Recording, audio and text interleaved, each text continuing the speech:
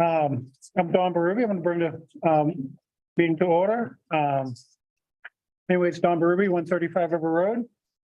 Keith Marshall, 12 Sharon Drive, filling in for Mike Wayne. Harry Mackinnon, I'm the Community Development Director.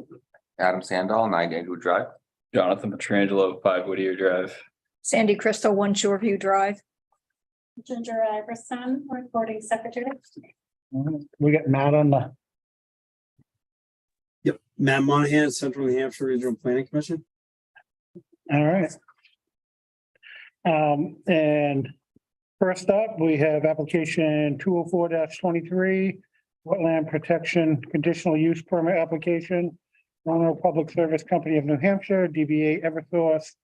Eversource will be replacing 32 structures within the H137, M108, G146 transmission lines right away, some of which are located within the WC district.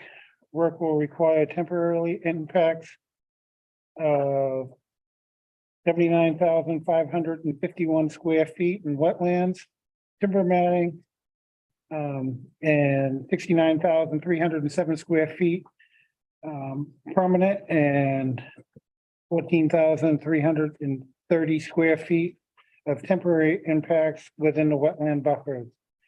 Clean stone fill to create some stable work surfaces and structures, work pads, and access roads located at Eversource right away from the Merrimack River at Garvin's Falls Hydropower Plant to Merrimack Station.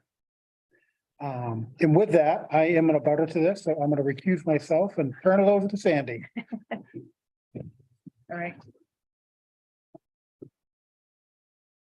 Roll over, whichever. Yeah. Okay, there you Take the chair. All right. Is someone here to present? Oh, yeah, Jess. Hi, do you want to present anything about? You want us to come up or just stay? Well, I think you might want to come out of the crowd.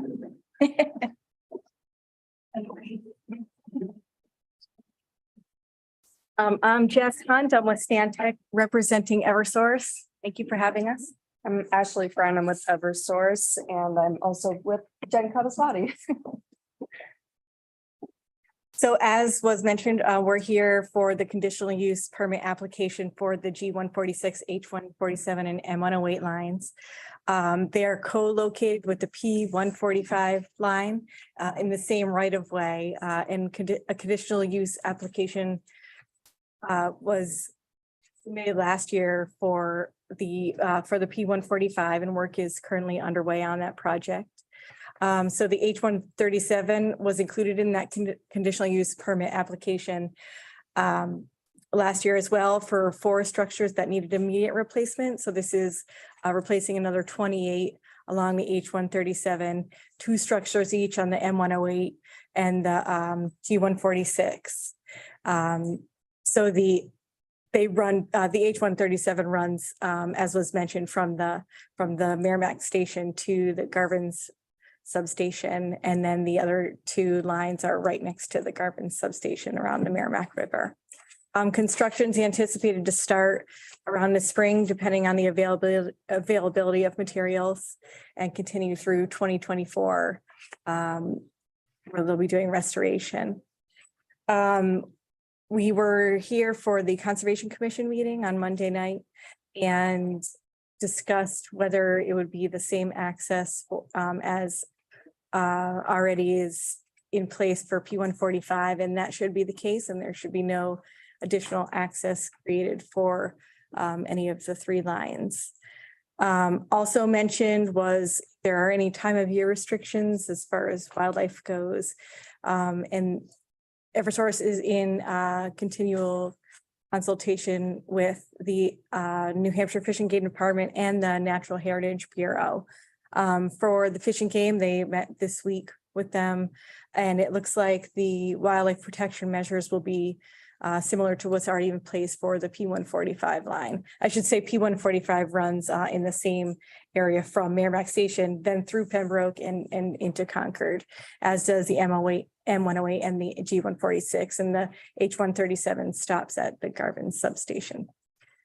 So as part, there aren't going to be any time of year restrictions actually for wildlife in Bow, it looks like. But there will be best management practices put into place. That'll include contractor training, site sweeps, to make sure turtles and snakes are not in the area between the active time period, April 1st to October 31st. And then signage for any rare wildlife areas, as well as fish and game notification if any species are observed. And then as far as the Natural Heritage Bureau goes, there are some rare plants right north of Ferry Road. And so matting will be put down in those areas where the plants can't be avoided between August 1st and April 15th, and removed between April 16th and July 31st. What did you say would be put down? That's dry land sedge is right. Oh, right, okay. So there aren't going to be time of year restrictions, but there are different BMPs, and those are some of them. Did I miss anything? I don't think so. Does anybody have any questions? I know we don't have the maps really that. Yeah. Do we want to just, maybe display them so that people can see some more detail than. Because they don't print well in black and white. No, they don't. They're printing in black and white. Yes, I agree. These are all just temporary impacts and where we're crossing wetlands if you're doing timber matting. Great. There are some permanent impacts though as well, right? Right, in the uplands, they would be installing gravel to get to each of the work pad areas. The work pads in uplands are permitted for 100 by 100 work pad area.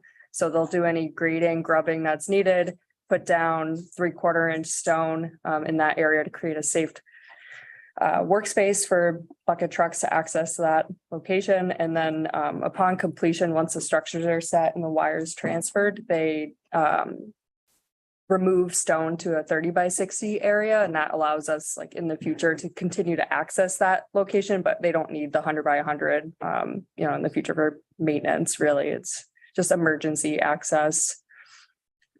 So there are no permanent wetland or vernal pool impacts though. Right. The temporary impacts are for wetlands. So in wetland areas, whether it's a work pad or access, they'll bring in timber matting. And those are 4 feet by 16 feet long, and they'll place those mats side by side to create a level work area for the equipment. And then once that work is complete, those pads are removed, and then they rake out any ruts and use a seed-free straw mulch to allow for the native vegetation to regrow in that area. You guys are gonna be using the same means and methods you've been using in Bow right along that. Yep. Right, Correct. and we haven't had any issue with those, right, over the last year or two? And you. Well, I mean, we don't necessarily go out and do a post inspection. I mean, that may be something we want to do just to. So take a we're look not at aware of sites. anything. No, the work actually, I we've been think doing. they're. No, yeah. I don't have any specific information at hand. I've had things mentioned to me, but I don't have specific information. As part of construction, we also file a EPA construction general permit and SWIP and notice of intent. So every week there's weekly construction inspections that are done by Stantec. It's also done if there's a storm event, so anything over 1/4 inch of rain. The inspectors go out and they check for erosion controls being intact and making sure all the BMPs are being followed. At this time of year, it's really, really muddy. So a lot of sweeping needs to be taking place and just general tidiness and cleaning up, making sure no erosion or sedimentation is occurring out there. And I can't remember what the time frame is post the rainstorm for doing the inspections or making any adjustments. Usually 24 hours. Yeah, Right. yep. So it's on a weekly basis, and then if there's an additional need based off of the however much percent 24 hours. happens, yeah. So if we see a big storm coming, we'll just plan our weekly inspection around that, which we did a few weeks ago that when there was that big storm and we were out there checking it out right after that. Okay, oh, yeah, might as well put up the, so I guess that's the south end. That's at Merrimack Substation. Because this, yeah, Merrimack Substation is right there. So And the H137 are the kind of yellow boxes that you see on the top, and then the gray boxes below, that's P145 line. Right, and the hatching, the yellow hatching, that indicates timber matting, so a temporary work area. Versus the gray black boxes would be an upland disturbance. Sorry to cut you off. No, you answered. Yeah, so the work pad, like to the far left there, it's kind of hard to see. I don't know what number 1, 2, 3, 4, 5, 6, probably structure 6. That is like indicating an upland disturbance versus that yellow hatching, which is temporary timber mat. So you can see the access roads are temporarily matted as well through that large wetland. Yeah, so anywhere that we could piggyback off of the access that we have already created for the P145, we did that to try to minimize, any creation of roads out there. Helps us and helps the environment as we're building out there. There's a couple locations in particular. This is a long stretch with not too many access roads cutting through the right of way. So we always plan and permit for a worst case scenario. We have a couple off right of way access agreements with underlying landowners. And those are typically temporary and do expire. So if the landowner ever says, no, we're all set, don't want to renew that, we always permit for an in right of way access, worst case scenario type for disturbance. Matt, do you want to flip to some of the other sheets? The other direction, yeah. So this is moving northward toward Garvin's. So let me just go to the top one and then I'll just roll forward from there. And if you guys want me to stop, just give me a shout.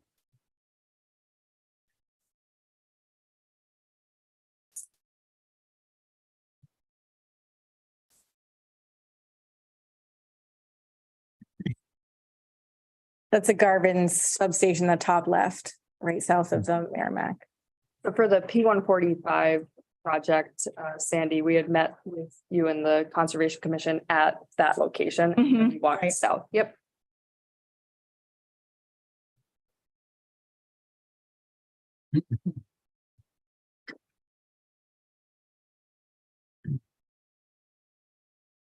That's right. It was last year in the spring because we heard the wood frogs, the potential vernal pools. Mhm. were- Yeah, so that light green area was where the vernal pools were, on that one, on that sheet. And then again, H137, those are the boxes on the top, and then the P145s below that.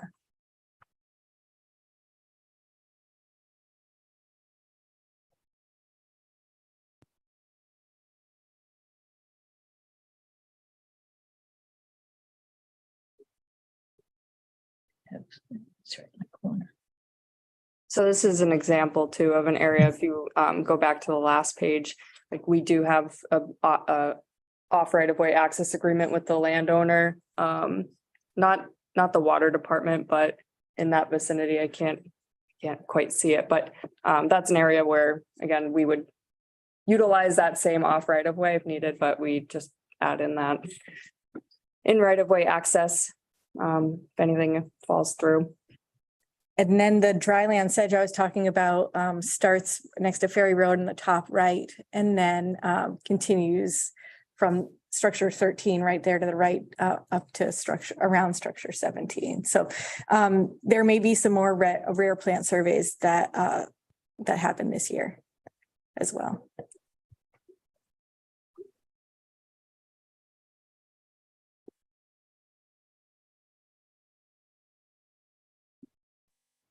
And then on our site walk, we were also out there at that railroad crossing. Mhm.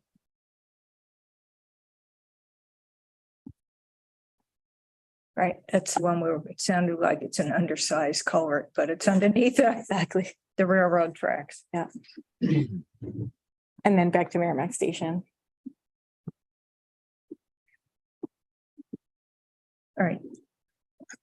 Anybody have any questions? I know we need to open the hearing. Okay. So this is a public hearing for application number 402-23. Wetland protection conditional use permit application for Eversource. Anybody have any concerns? Yes, Hi, Beth Titus, 3 Eastview Drive. I'm trying to figure out from the pictures, are you replacing any poles that go, we have a pole that's just in our side yard. And I don't know if any of the scripture lines or the map, if that is one of the poles you're replacing. None of these are really in anyone's yard. It's kind of in the main right of way that I think we do.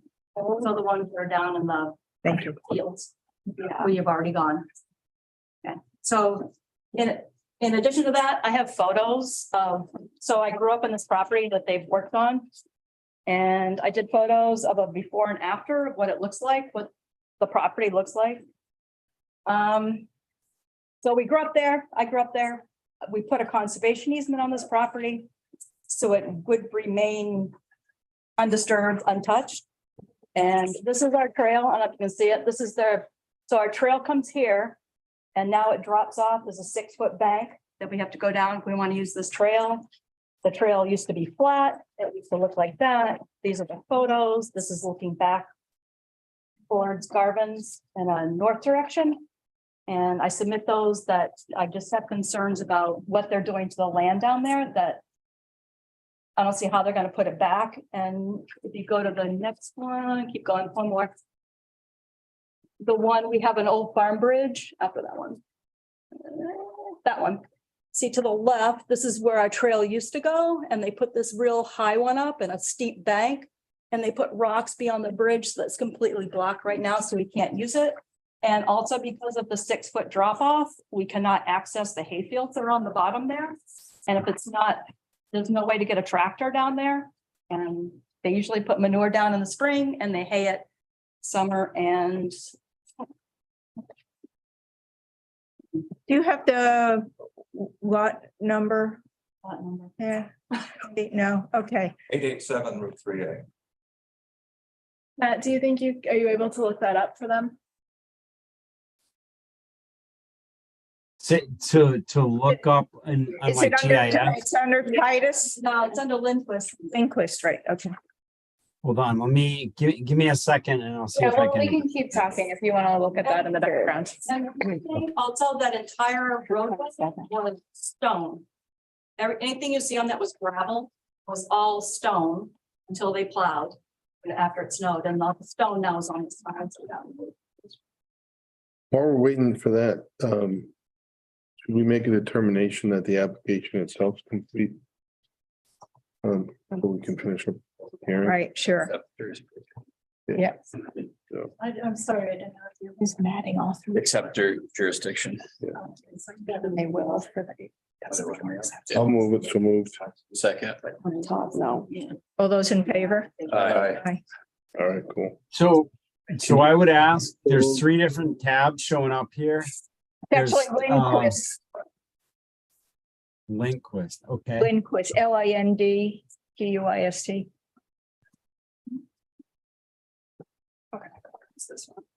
What did you say? And then I got, 880. But for the. 7 Route 3A. 87, yeah. Yeah, so these before and after. Oh, yeah, it's down there, like the 5th one, Yes, that's the same exact, almost the same exact location. So this is, right there. This is actually the first time they replaced the poles, they put mats across the whole hayfield to protect it. And this time we call it a stone highway. And now it's a gravel highway. so these are similar locations. Similar right here. location, yeah, and used to be flat, and now to get, you have to go down a 6-foot bank. And there's a picture of that here somewhere. It's really hard to take it, this is more on my phone, Bruce, can I see those? Oh, sure. that one right there, that one right there, That one? yeah, that one shows the bank, see the orange, Oh, yeah. orange, so we would walk down this trail. Yeah. And then the trail would go around, and then The other side is that way, and then if you go in the opposite direction, it's the other photo. All right, I got you. You see that? Yeah, sure. Even have to walk up the Mhm. fence. Hmm. Matt identified their, I don't know if you recognize where it is and if you're able to answer whether there's holes in their vicinity. Yeah, so bits and pieces because I'm not able to see where she's talking about as far as the trail. I guess I'll start off just by addressing the upcoming project and then kind of work my way backwards to what's going on right now. So for the upcoming work, we are replacing the other transmission line next to the area that 145 that was just replaced. So it's a single, these structures are monopole structures or single structures. It'd be structure 26 and 25, which is on the Lindquist property. We are using upland matting to get to those structures within the field from offshoots of access roads from the P-145. So we wouldn't anticipate, and we are not proposing any So additional. does that mean you're not gonna dig a trail? You're just gonna put the mats down We would put mats down, yep. from that gravel road that you already Yeah, made? and it is a steep slope coming from there, so I think coming down from the work pad, at least from structure, one of those two, before you cross the stream, we would need to grade down it just because of the really steep slope, and that's what we're showing on the plans as well. But then once we get to that flat area, they can mat. They can't put a timber mat on an area that's like this because if you were to drive equipment on it, it's really unsafe. So they do have to do grading before they can place a mat unless the area is flat. But once you, that right of way is essentially flat where the field is, and then it's a really steep slope to get to the structures of where the P-145 is on the west side of the That right one of way. there, is that P-145, that one in my photo? So the one, yeah, the area that you're concerned about as far as the access that's been put in is These monopoles. what's been done to date. So to date, What's going to be done. yeah, they've put in access to replace the P-145 structures. I wasn't aware of the magnitude of It's the pretty issue. magnificent. Yeah, so we can, we can certainly And I work think with they- you to I help. think they dug into the bank to park their bulldozer, because that's Yeah. what was there the whole time, and that's pretty disrespectful of Mm. people's land, which is why I Mm. am bringing this forward. And we appreciate it. We didn't know that there was any concern with the work that had been out there. And that's why, you know, we went before all of the sent notices out and I had, wasn't notified the first time, and I am Mm. now. That was another concern. I don't know Mm. why. Well- I'm considered in a butter now Notified by Eversource or by the town? by the town. Okay. I don't okay. know why why am I in a butter if you're not replacing those poles by my house? So you would have been notified when we came before Bow Planning Board for the P-145, which was, I'd have to go back and look, but you would have been notified as an abutter through the town process through that. And we also do send our own notices out to landowners, and if you didn't get it, we can work and just double check that our mailing information is correct with you. Regardless, we want to work with you and just make sure that any of your concerns To where- are It's his addressed. land. Yeah. I just walked there. Yeah, and we want to make sure you have access to it and that you're comfortable with what's going on out there. And like, everyone's on the same page, so we're happy to, Jen, He's ready to talk this far. Yeah. okay. David Lindquist, 887 Route 3A, that's the deal. Can you put a slide up there south of the Garvin's Falls Station that show my fields? Where we're talking about? I couldn't catch it the first time through. Are The we plan. talking, from the plan? Okay. Yeah, the plan. South of Garvin's Falls. So that's Garvin's Falls there. Is this the one you're looking for? Can you see the two fields? I think is it to the far right? Yeah. Oh, right here? Let me, hold on. I'm having fun playing with these, pens and stuff. While he's doing How's that, that? you folks, did the walk, right? Happy little tree. And Do you recall the fields? Yeah. Okay, that's, I didn't want to jump into Mm. messing up. Okay. Those are hay fields, Mhm. and I have a farmer that depends on that hay. Mhm. I'm assuming there's going to be matting down at some point in the field. For going through the right of way? Well, In- the poles are in the field. I have a pole in each field. So I'm assuming that those poles are gonna be serviced. You need a way to get there. Oh, okay, so you're You're not gonna saying, put a road in, are you? so you're saying there are poles in the property that is circled up there, right, in red? Yes. So those poles are not being touched. What you're probably seeing is further up. distribution poles Is this the field you're talking about? I'm talking about, in the right of way? Up there? Okay, talking about H-137 now. okay. I think there's a better view of that on the next page. Yes, So I guess my question is, how are you gonna get from pole to pole? so, 1,130 Right there. feet of yep. field? A field? Mhm. How are you gonna get Is there gonna be matting the whole I think maybe. through there? Mhm. So the plan is, it's okay. Here's your property and here's where your field starts. I know. it's kind of- Okay. So I'm gonna flip it. Yeah. This is Yep. one structure right on one side of the stream Yes. and then you have your bridge here and then the other Yes. pole. So to get to this pole, we're going to Oh, come down the slope. Off and of we're gonna- 145? Off of the P145. Yes, Yep, okay. yep. So we're gonna use that road that's been constructed. Okay, And then we're gonna have to do a little bit more Okay. grading in that slope, Okay. and then we're gonna flat mat into the hayfield, so we're Okay. not going so to, there's gonna be matting in the middle of the field, yep. which now can't be cut. Mhm. During I understand the concern about the growing season and all that, so what's the, So- yeah, Well, this is not me personally, it's the farmer guy needs this, yep, so. Okay. Are we compensated for?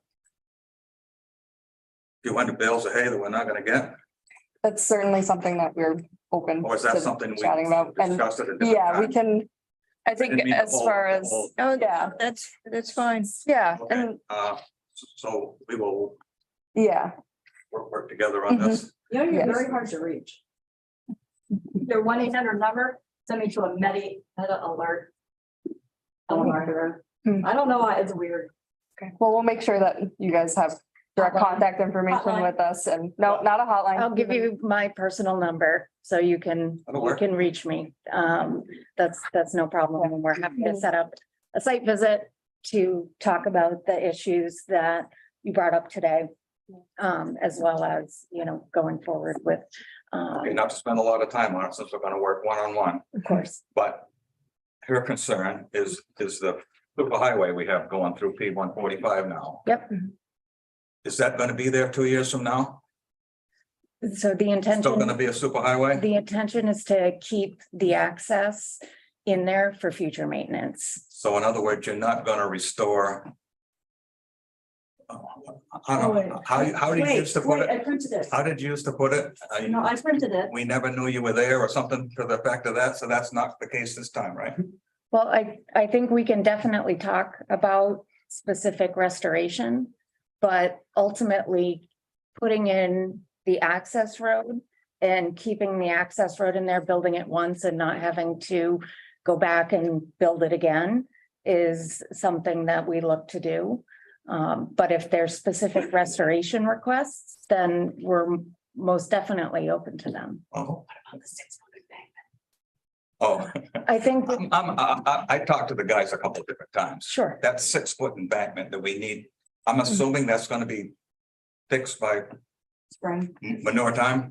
so If we work with you one-on-one? unfortunately, I'm not seeing what you're seeing right now and, Fields, and we can't. right, so 6-foot.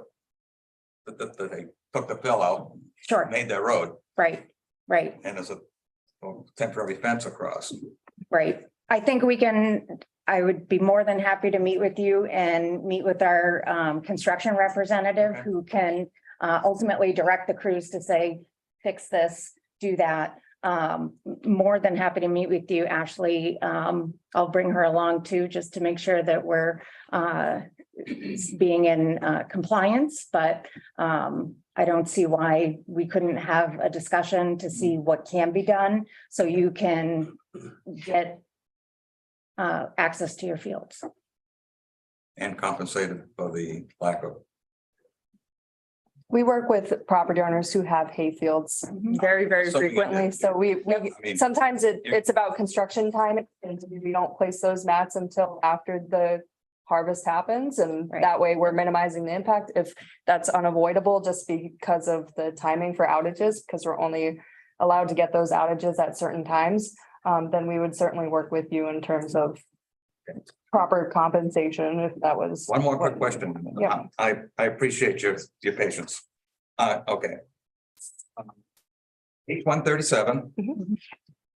P 145, and what's the next one up, the small one that she was referring to that goes by her house? So that's a distribution line. So the two lines that we're working on right now are the transmission. Yes. That smaller line is a distribution line. And what is the future for that? That pole doesn't look good, the one in my field.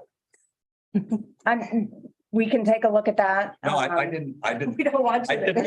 Oh, Because that's another hayfield. You're gonna go across up there, a smaller one. I was just wondering what the plans that were for that. Something down the road. We don't have any plans at this point to. Right. It's- The plan is to take care of these and then hopefully be out of here. Well, not zero, so there, What's that? nothing. Oh, I know. You can tell we're not happy with the road, but Not happy with the road. I just think it's gonna be ATV. People run their ATVs down there, their snowmobiles down there. snowmobiles are good. Yeah, snowmobiles are good. Not my problem. Not Well, my problem. it's in conservation, no wheel vehicles. Okay, but we got a super highway there and they can jump on anywhere. I'm assuming you're gonna have gates at the end? We do have gates in different places, so if that's something you're also interested in looking into, we can discuss that as well. Oh, so you weren't gonna have gates till we discussed it. It depends on the location, right. because say the right of way is blown like wide open. It doesn't make sense to put a gate in and then have someone drive around it. So points of entry are extremely important. We work with underlying landowners to, on a case by case basis, we can't just place a gate without someone's permission. So we will work with you and look Common at your sense. property and I'll go see if that common makes sense, but I thank you for your time. thank you. Thank you. Okay. Anybody else have any comments or concerns? Okay, I'll close the public hearing.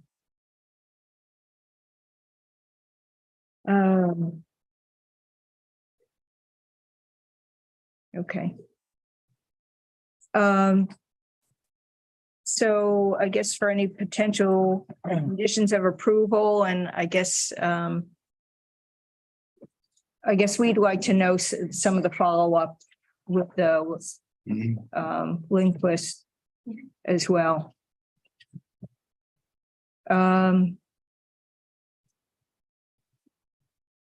So potential conditions of approval, I think you have an alteration of terrain permit application that you submitted to DES and the utility SPN.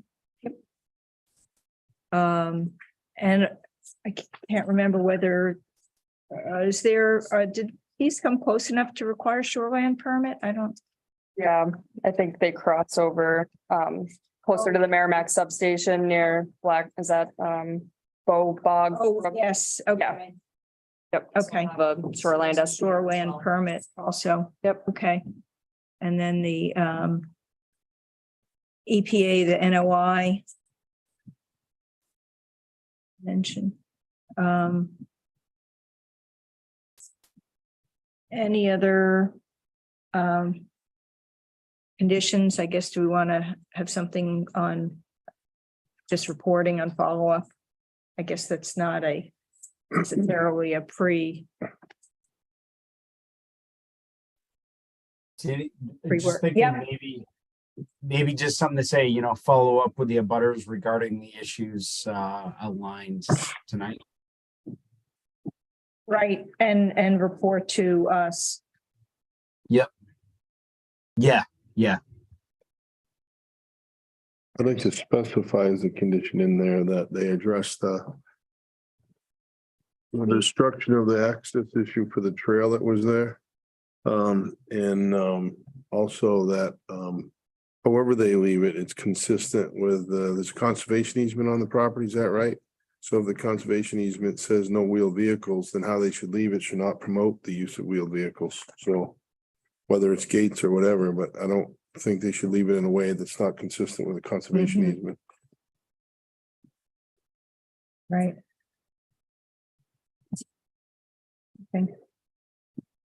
We would have to probably just do our due diligence as well, because our easement allows us to erect, construct and maintain utility infrastructure and Right. right to access that infrastructure, and our equipment is also wheeled.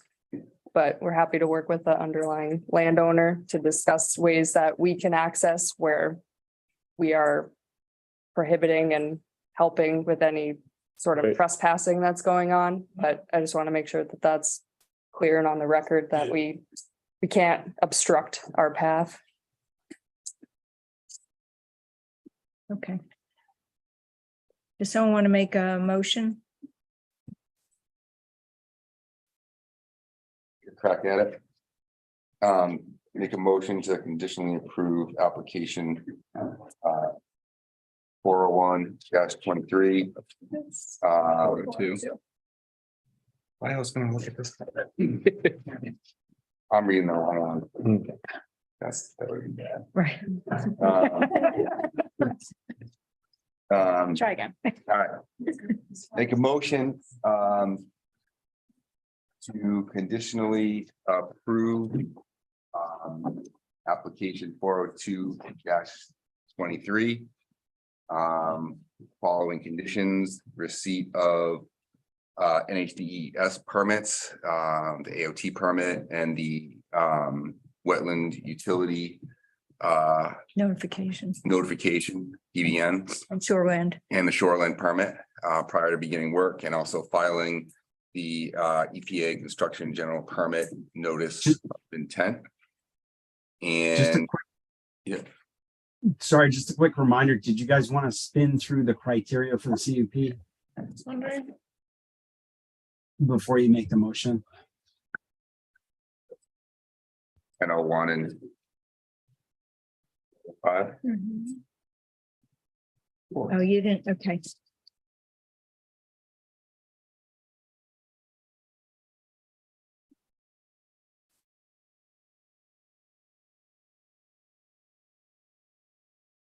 So that you also, the application went through that as well.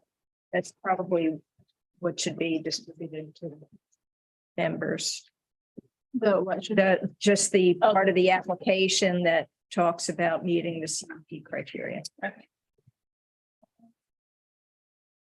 We address that in section 5.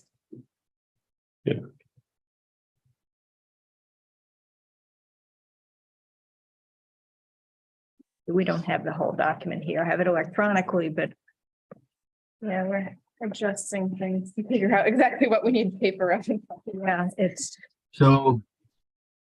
If you want, I can, let me see if I can grab that, it's in this, I think the beginning of it. Excuse me if I'm going too fast here, but. I we wanna just get won't back. watch while you. Yeah, I just don't, here, let me stop sharing. Presentations. Okay, let's see, I'm gonna just pop up the sections that deal with the criteria. I think Jess said section 5, so. Yeah, it starts on page 12. Page 12. Page 12 of your packet. Okay, let's try this. Access road construction, construction sequence. 8, 9, 10,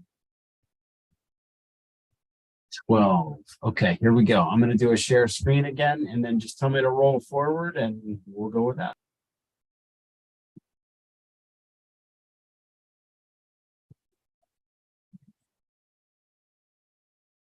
Are you sharing that? I can't see. We're not Yeah, I seeing might it. need to do that first. Sorry. Let's try that. Thanks. Oh. Is this where they have their response? Yep. Okay. So A is the proposed activity or use is consistent with the purposes of the Wetlands Conservation District.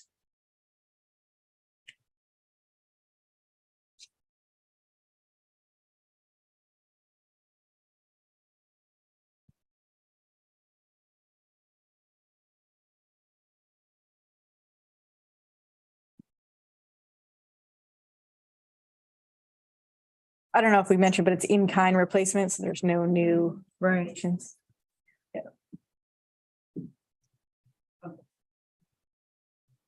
Can you scroll a little more? And then, yeah, B, the proposed activity minimizes the degradation or loss of wetlands and wetland buffers and minimizes any adverse impact to the functions and values of wetlands, wetland buffers. So the functions and values assessment was sent along with this electronically. Right.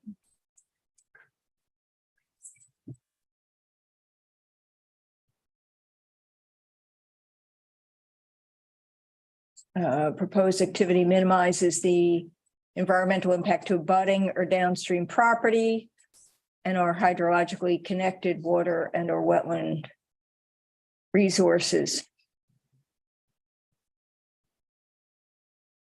So they'll be installing erosion sediment controls, and like we mentioned before, there's the weekly compliance monitoring. Mhm. And we'll have the follow-up on the issue that was raised this evening.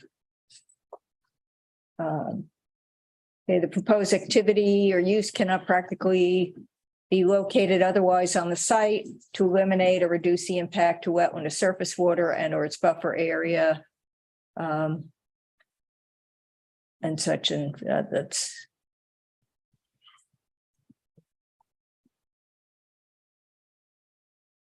Federal and or state permits have been received for the proposed activity.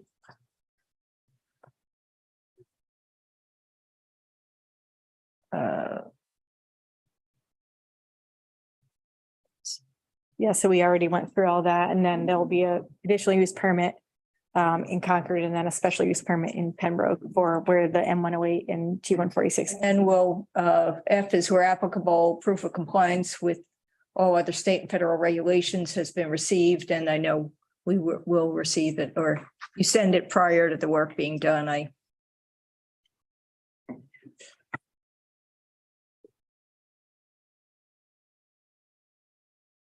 All right, so those are the, oh, and then 12.05. So uses specifically authorized. The essential public utilities. And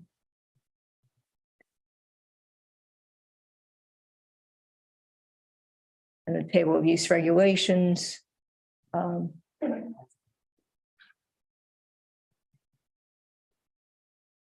And then B, if completed as proposed by the applicant's development and its proposed location will comply with all requirements of this article and with the specific conditions or standards established in this ordinance for the particular use. The use will not material endanger the public health or safety.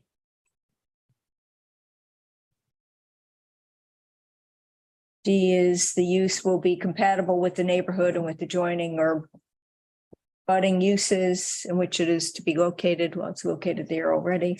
The use will not have a substantial adverse impact on highway or pedestrian safety. And the use will not have a substantial adverse impact on the natural resources of the town. Oh yeah, the use will be adequately serviced by necessary public utilities. And I think that's it. Yep, that should be it. The long and short is that it's this maintenance is required for the safety of the transmission line and indirectly or directly the public, so. Right. Can't move the lines. They're there and they are in need of replacement. Okay. So Adam, you made a motion? Third time's a charm. Almost? Should I do it again? Sure. All right. I make motion to conditionally approve application for 2-23. With the following conditions. Receipt of NHDES permits, alteration of terrain and the wetland utility, PBN. And also the shoreland permit prior to beginning work. And also filing the US EPA construction general permit notice of intent. And then we were gonna ask that they Follow up with the butters follow up with the butters, and are they reaching out to Carrie? and report, And yeah, reporting. provide a Summary of the, report back to us. yeah, how that all worked out. And then Bruce wanted to add one. Conservation easement. Make sure- Access. Yeah, the trail access and compliance with the existing conservation easement.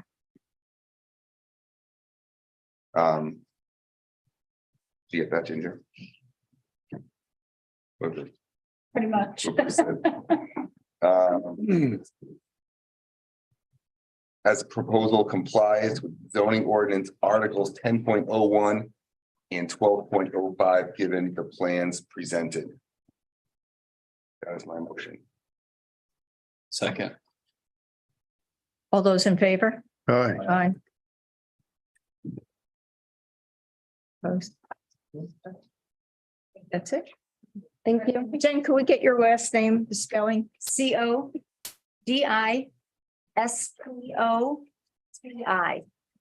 Okay. I agree. Do you have a card? I'm a jam, Jen.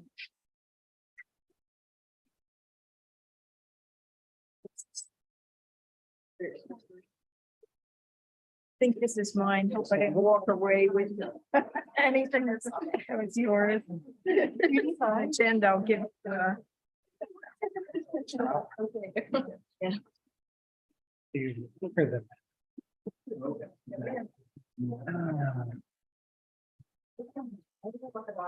Okay. We are moving on to application 201-23. Site plan review approval application. Owner 64 River Road LLC, Vincent Prentu, and Daryl Peasley. The intent of this proposal is construct up to a 4,550 square foot addition along the northerly face of the existing structure, a small parking lot expansion, stormwater management infrastructure, and auxiliary improvements located at 278 and 284 River Road. Who do we got presenting? Doug Broder with H.L. Turner Group representing Rumford Stone. We also have the owners here in attendance of Vince Trenton and Daryl Peasley. Just for the record, Dale's not one of the owners. Oh, sorry. Yeah, my brother and I have. Okay. Dale runs the show though, right? Does. And Okay. Bill Hickey with the Turner Group. So as you mentioned, property's located at 278, 284 River Road. And basically the proposal is to put up to a 4,450 square foot addition onto the existing building located at 278 River Road. And there's parking lot expansion in this area in red. We're adding an infiltration basin here in blue to take care of all the additional impervious. It also picks up a fair amount of existing impervious on the site as well. And there's some island widening in these red areas just to allow for better truck turning movements and to maintain and keep under the maximum impervious amount on lot. As you can see, we're actually reverting this area back to a green space. And we did get a variance from the ZBA on December 20th for a side yard setback. And we have a couple waivers we've requested, and that's it All right. in a nutshell. So when you say that the addition up to, like, you're not sure what you're gonna build yet, or yeah? They're not sure they're gonna build that entire amount. Yeah. Probably gonna be somewhat less than that, but they just That wanted the option. That area that it's over, is that all pretty much paved in there, or? Currently crushed gravel. And that's where they store a lot of their product outside. I wouldn't call it impervious like pavement, but it's not far from it. On the parking lot expansion, Yes, I see you got grading to do yes. on the neighbor's property. Neighbors, they have been in discussions with a neighbor. We were hoping that he would either be here or have a letter presented to us tonight. Unfortunately, he's been having a family emergency and he's been on the phone for the past several weeks, but definitely as a condition of approval, we would expect that either an easement be granted or at least some written agreement in writing.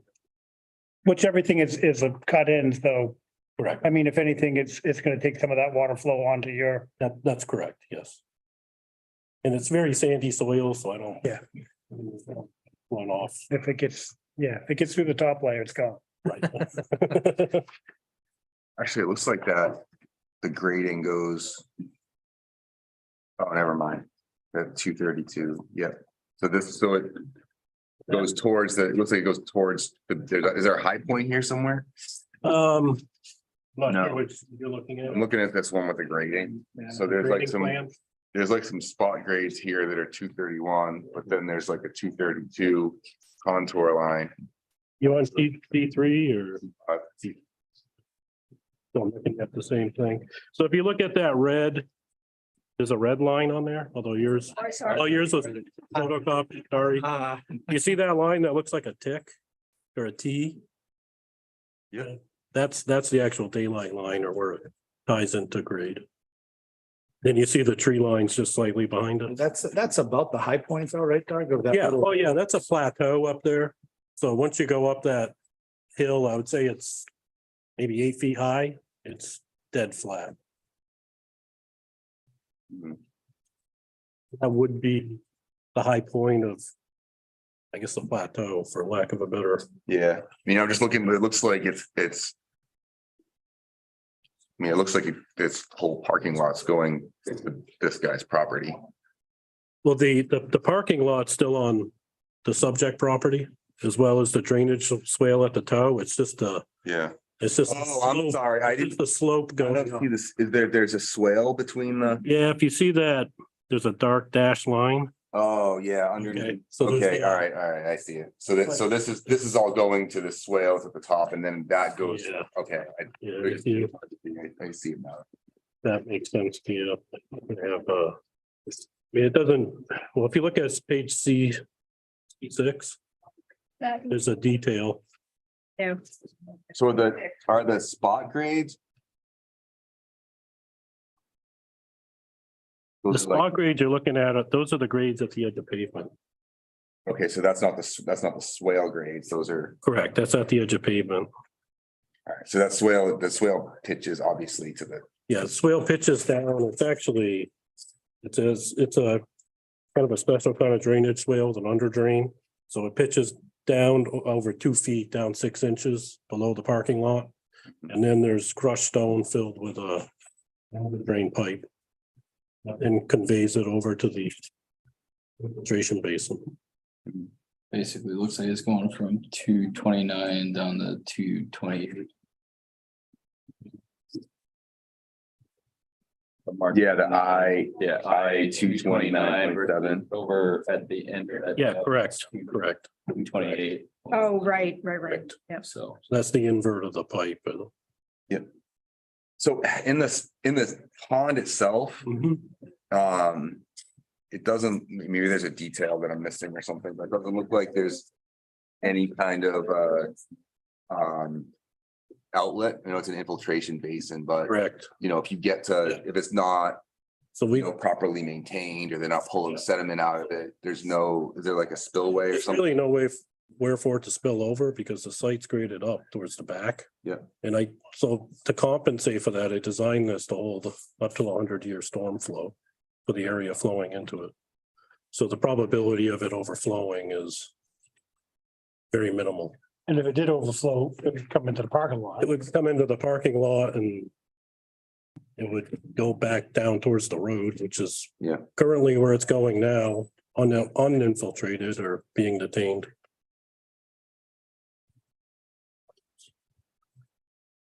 So one of the other, like this is two separate lots that obviously work together, same owners. Yes. And they don't want to merge them, is there?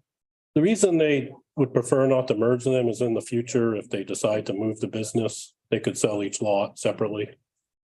They just wanted to retain that ability. Mhm. Which is the reason why we went for the variance as well. Because of course, the easy answer is, well, you don't need a variance, you can just merge them together. Yeah. Yes, You know, there's somewhat of but that may be future, or that, just a future ability to gain a little more value out of having two properties than one. um, And there is a little bit of a financial incentive of merging them in that it would incur the real estate transfer tax in New Hampshire. Because you'd have to write a new merging the two together. Mhm. Which the state sees as a transfer of property, even though I somewhat question that, but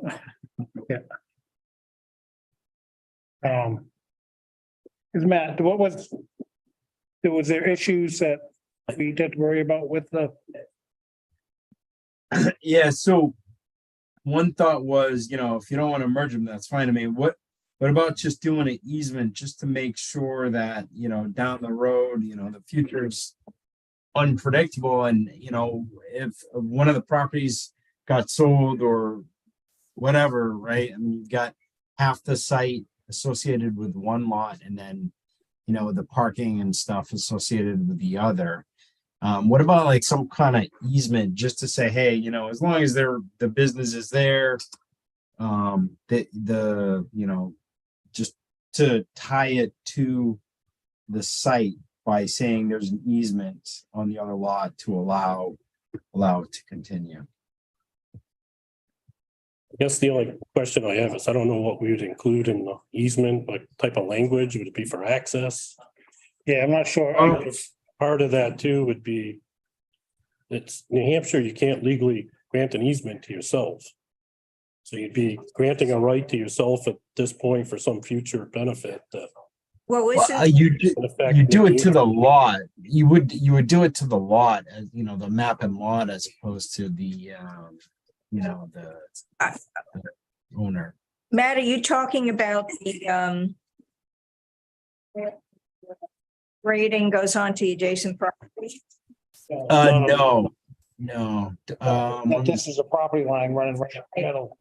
So I guess. Yeah. the changes. I guess the Question. suggestion I make is I'll check with Rumford Stone's corporate attorney and see what they suggest on Yeah, that. it's more to protect them in a way, right? Right. Like if for some reason something happened, you want to make sure that Rumford Stone, that the building is still able to make sure they're using the parking and that other stuff on the northern lot there. I mean, how this is, Rumford Stone owned both parcels, right? The owner. That's good. I don't think you can grant an easement to yourself, Right. but I don't think we should be putting conditions on that tells Rumford Stone how they're supposed to sell their lots and what conditions when they sell them. And if Rumford Stone, if they sell the other lot and want to keep operating out of there, then they would be smart to get an easement as part of that sale. But I don't think the planning board should be telling them what conditions to put in their sale if they sell it. makes sense. And I mean, this lot would, you wouldn't need access to the side, both have access to the street and would work. Yeah. So, Yeah, there's 3 curb cuts. yeah, One on either side and one in the middle. so.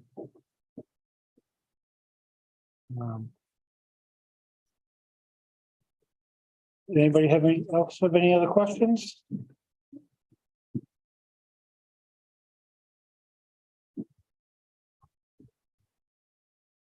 Don, do you want to discuss potential review of the drainage?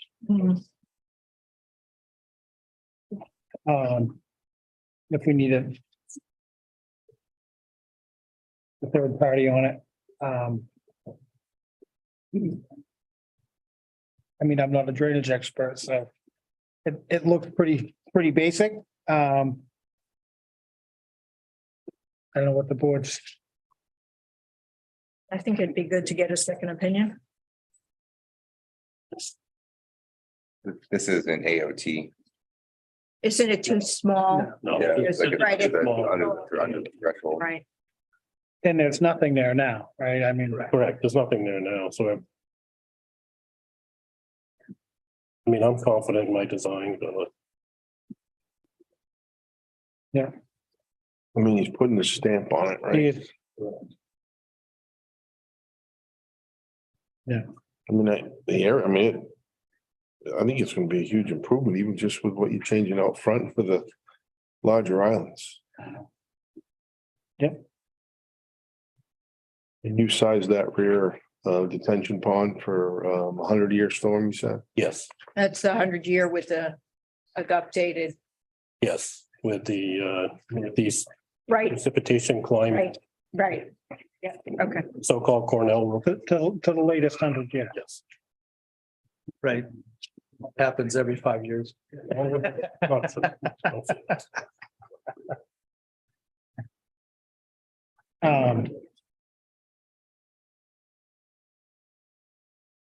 Anybody else got anything?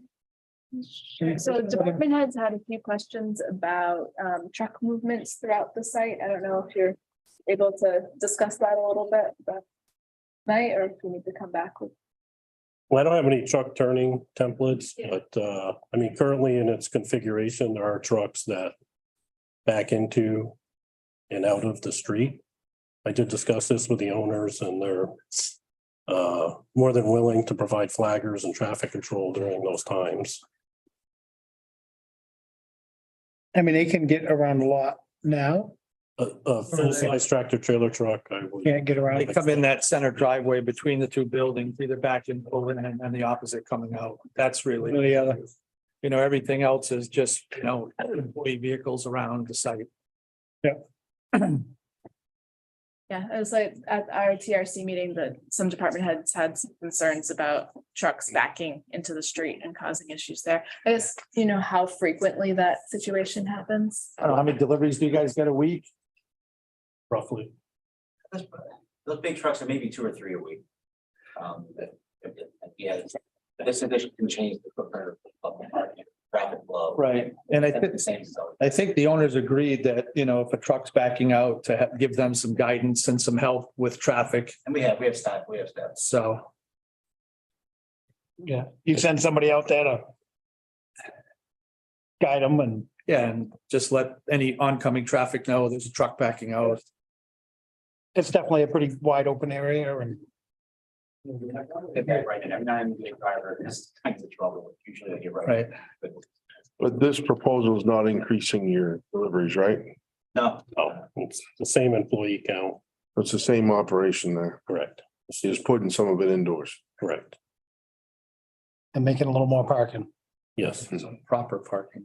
some proper parking. Same number of parking space, you know, really same vehicles, but they're, you know, right now it's more of a designated parking area. So it's more of a site cleanup. Yeah.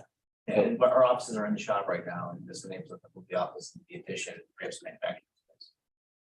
Is that what's gonna be in the addition is office? Yes. It's, So like right now, I know, you know, when the public goes there, when a customer goes there, they're going in that front door. Is that still where they're gonna? Yep, they stay in the front. That's the They don't go same. back in the menu. Yeah, this will be office for operations, not necessarily the public. Correct. Okay, There's which that's pretty much, I mean, public is all by appointment. Yep. There anyways, correct? I've been there a couple times. one more question, but I think it probably got addressed already because you guys said you weren't adding any headcount or anything, but the building inspector had a question regarding the septic system. If it needed to be expanded. yeah, because they're not adding any employee counts, we didn't look into it. Into expanding it. Did we talk about lighting yet? We're not proposing any lighting for this. It'll remain the same other than, you know, those required by building code at egress and exit points of the building, which would be small, you know, 60-watt equivalent fixtures.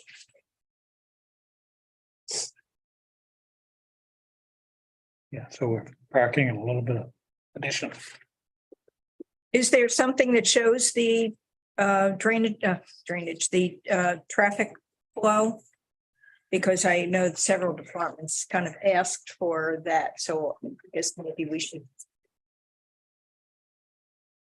get a plan that shows that depicts what, Just the question I have on that is what they want us to show. well, where do vehicles come in and where do they go out? Or, you know, if you have deliveries, I mean, you said they usually come in the middle, well, you know, That would be the larger trucks, the deliveries.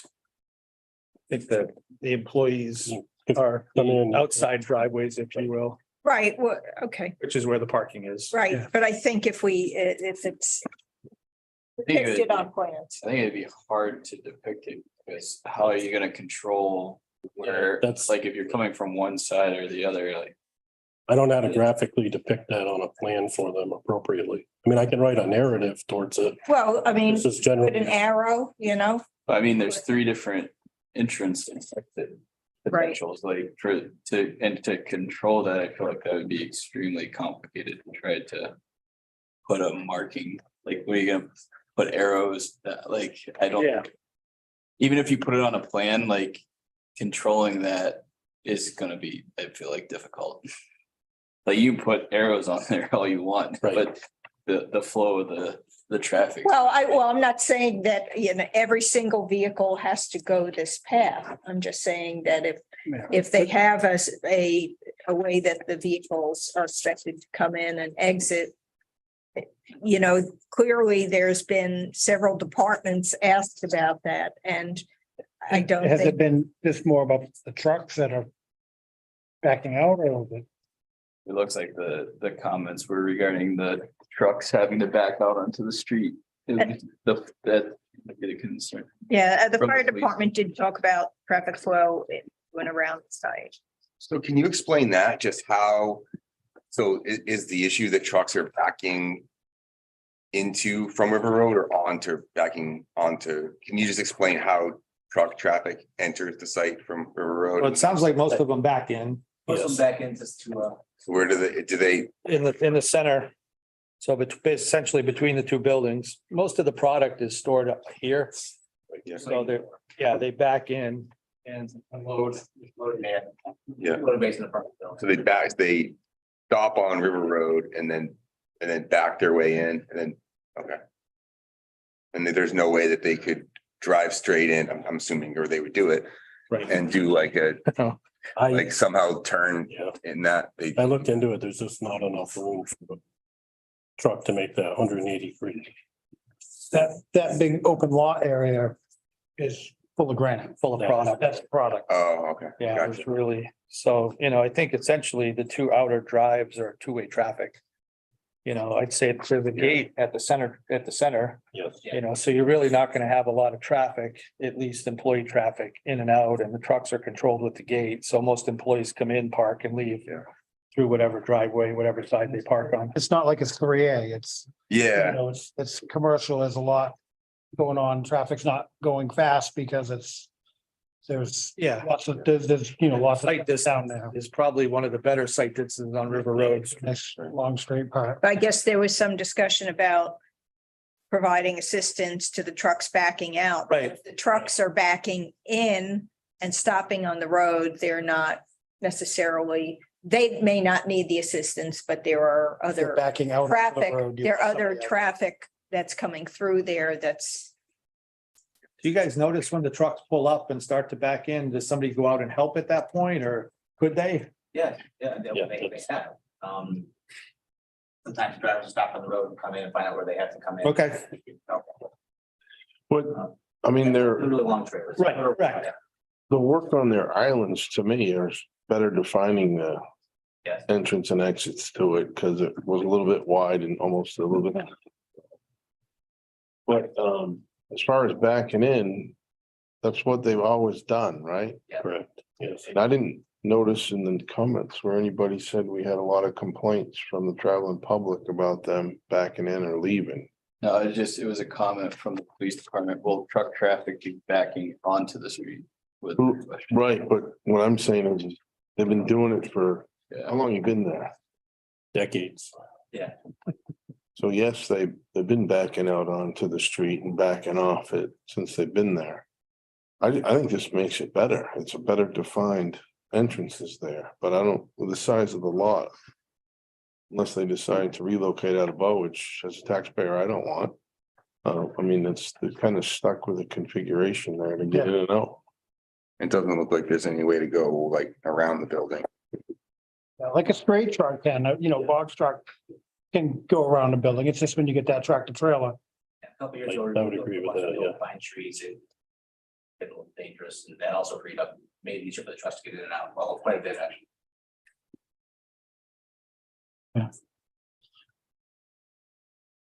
So I guess, the answer is I'm going, yes, they're gonna still back in and out. Back, I think that the biggest thing that we, need to make sure that there is some easement or something for the, way you're gonna grade in. Yeah, correct. Yes.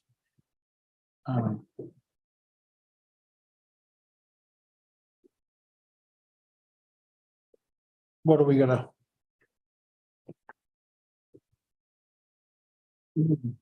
Maybe to determine completeness.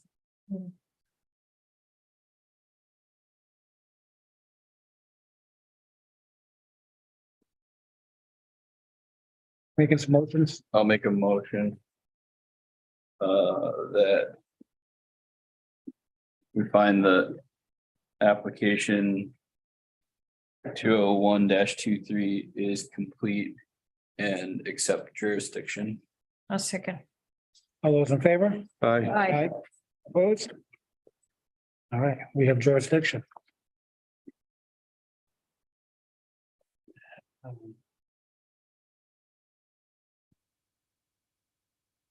So we had a couple waivers, right? You said that we're gonna The 4 waivers. get 4 waivers.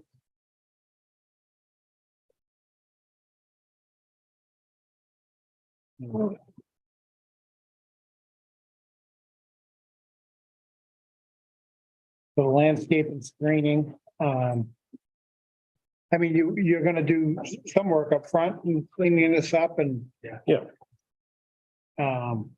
What on the islands, what is the, are they going to be planted or, what is, I think there's a few trees on them now, rather large pines, and they're oh, okay. best, but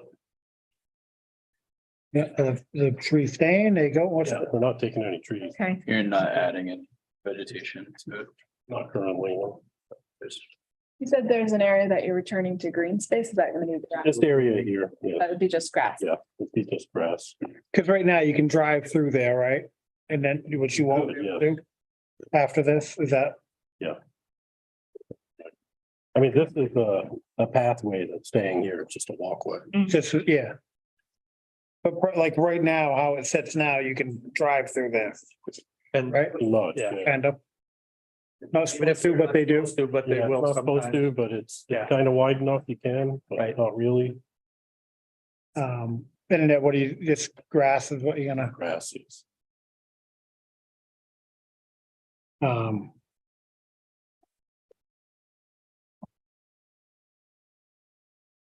and exterior building facade.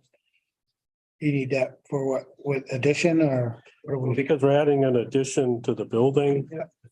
Is your business development regulations. There's certain architectural standards that, quite frankly, they don't. Make any sense to meet because the only portion of the building that would have to meet it would be this Yep, right. small portion facing the front. and I think you got a fence in front of there that, There's a Yes, PVC fence, yeah. there's about a 6-foot high stockade fence right here that screens it. the refuge storage area. They're proposing 2 dumpster pads here in the back. Yep. Just being that they're so far in the back, I didn't see any reason to put a large fence structure I on. have to really look hard to see them from the street. And then the last waiver is it's actually a parking setback. It's in the zoning, it requires 10 feet. And you're gonna be right up to the block. Building, property line. planning board to leave that. Okay, because you're gonna be parking right up to the. Correct.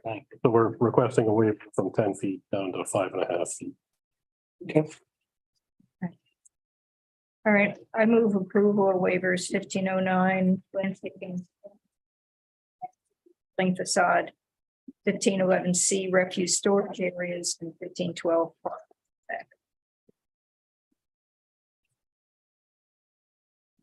Those in favor? Aye. Adam, I'm sorry.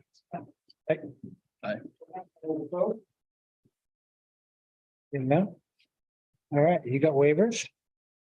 I mean, so the conditions, I don't see putting a condition, you know, the properties have to be. I just want to Yeah. close the loop on this.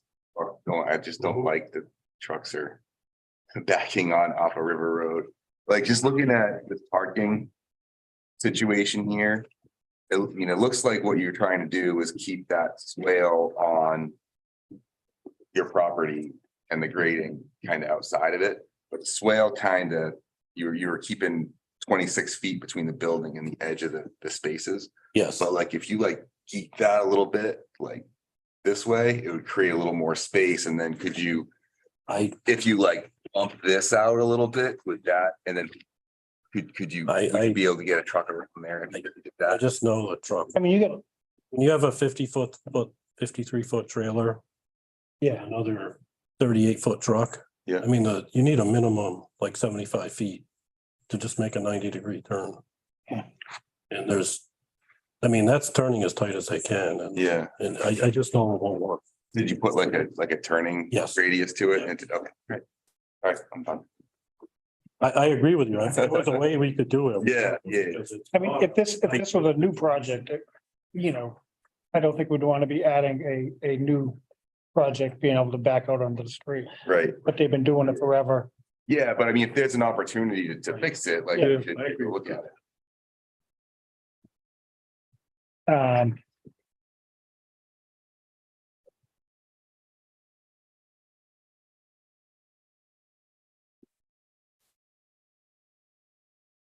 So, yeah, I mean, as far as the conditions they're looking at, I mean, they don't have to merge it. I mean, they can.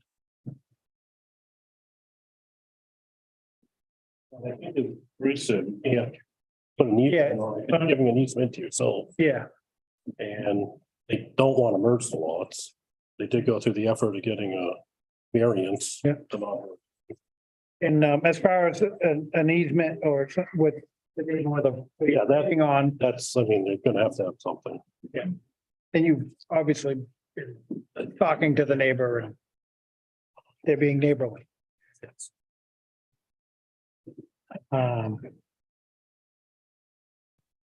So I guess I would make the recommendation that a grading easement or agreement with the abutting property owner be in place prior to any construction taking place. For a grading easement.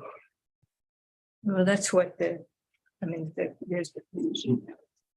That for condition 2.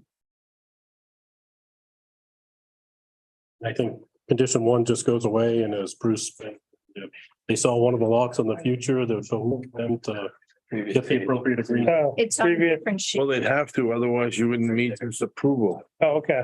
If your dumpsters would be on another lot you sold, and you'd be right back here, not being able to operate, so.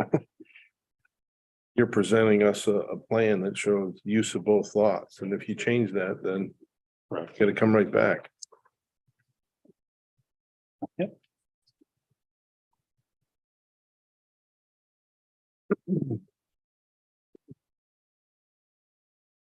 So can we approve this thing?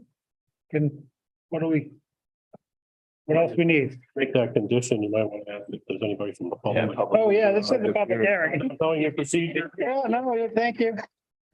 So this is a public hearing. Is there anybody from the public that is interested in Crumford Stone and not seeing anybody jumping up? I'm gonna close the public hearing. I guess that's a pretty important part. What do we?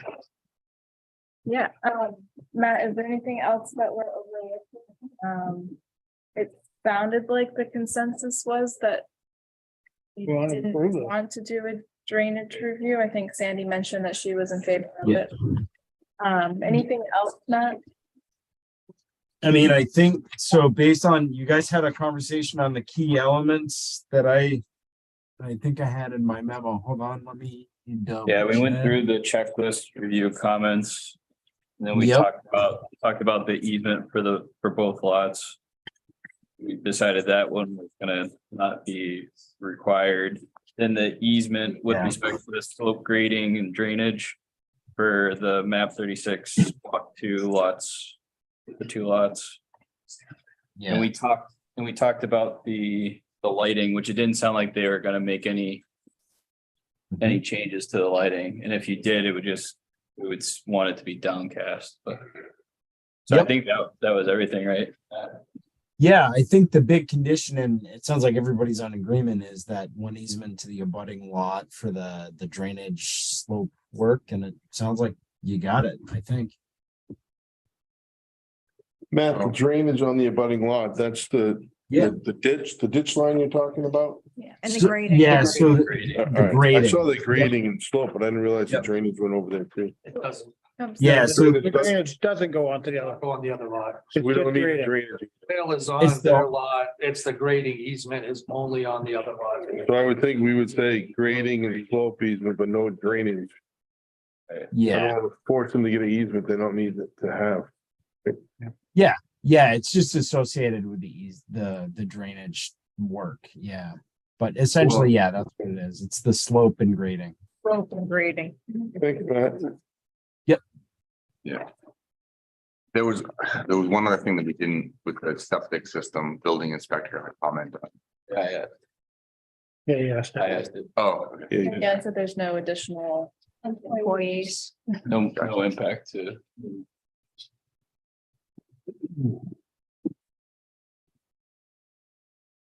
I'll make a motion. Right.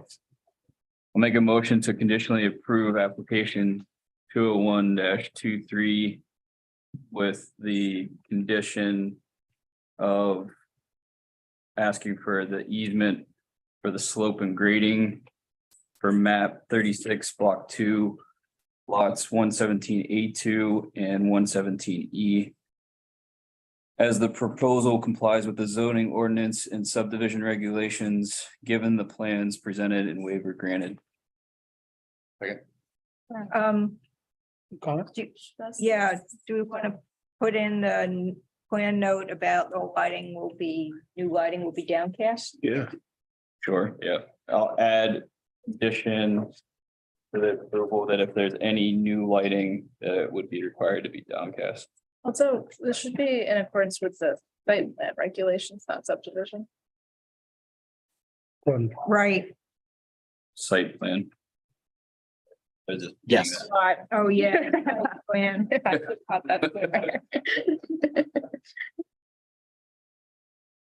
Okay, and we had a second on that? Just the 2 conditions? It's just the one? Two. Two conditions, Sandy had a- slope grading easement. Downcast. And note if they do add new lighting to be downcast.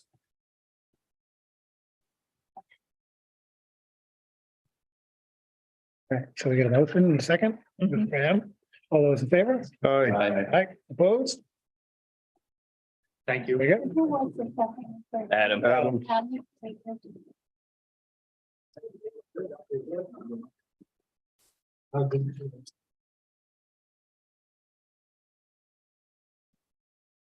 What happened? Okay. Moving right along. Application number 507-22.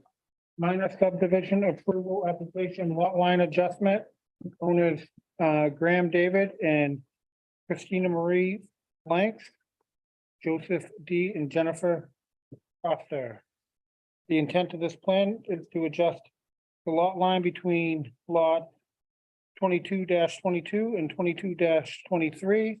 The area transfer is equal for both lots, being 13,554 square feet, located at 13 and 15 Buckingham Drive. Oh.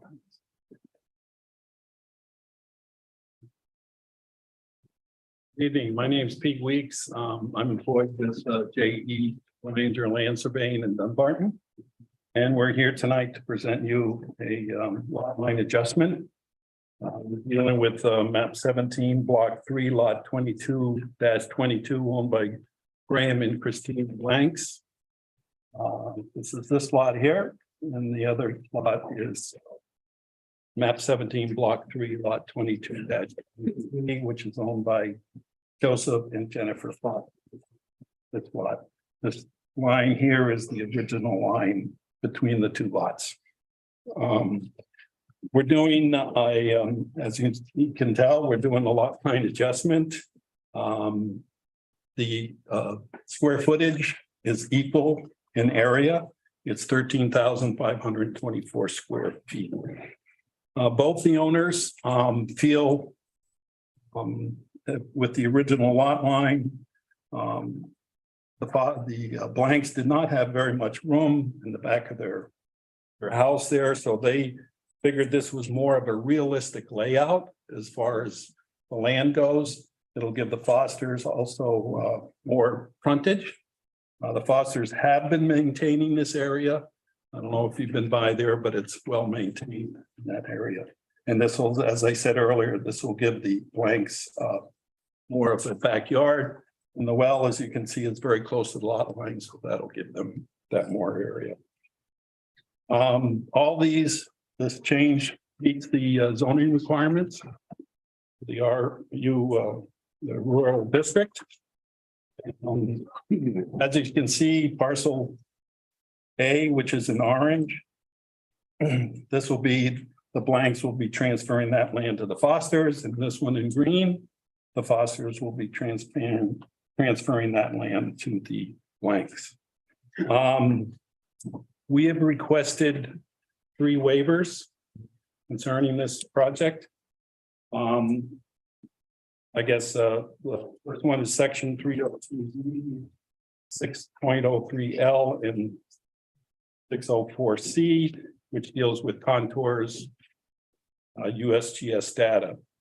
Since this is a fairly simple project, we figured we didn't need the contours. Nothing's happening here. Nothing's proposed for new construction or anything. The second waiver is section 3.02C, which is a buffer strip. Here again, there's nothing that's happening as far as construction. And then the third is section 0.302H and I and 6.03N, which is unsuitable land, and wetlands. There is as you can see, there's a small stream going through there.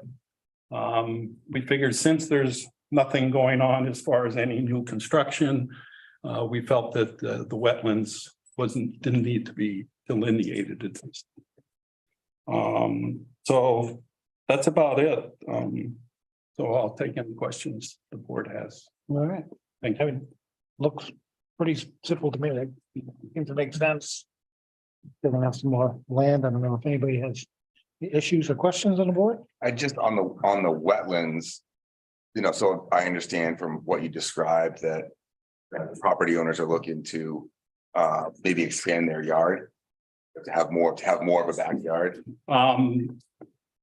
That could be, yeah. I don't know what, but I mean, this would obviously give them more of an area in the back of their house. I mean, for me, I think I would want to know where the wetlands are, if there are wetlands back there before I were to do a project. Well, probably if they were thinking about that in the future, then that's probably a good idea, yeah. Yeah, if they're gonna put a new shed or building or something. Yeah. But they would.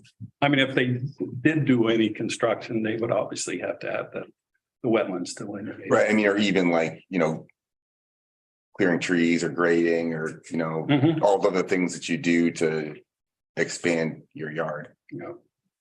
It was, was there a, I'm sorry, was there a, did the original approval for the subdivision show buffers on the stream? I don't know. I don't believe so. mean, the actual recorded plan, I don't believe. so. Well, It was done quite a while. well, also this recorded plans don't often show these other features because they don't want them on there. But what year was this subdivided?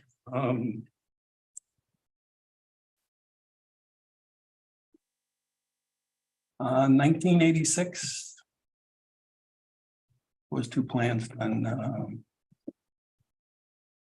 yeah, there was actually a lot line adjustment was done in 1994. That was between lots 20 and 21. That was over here somewhere. But the original subdivision was 1986. All we're asking for today is to adjust the property line location. Yes. Yeah, they're not looking to any build or expand or. Right.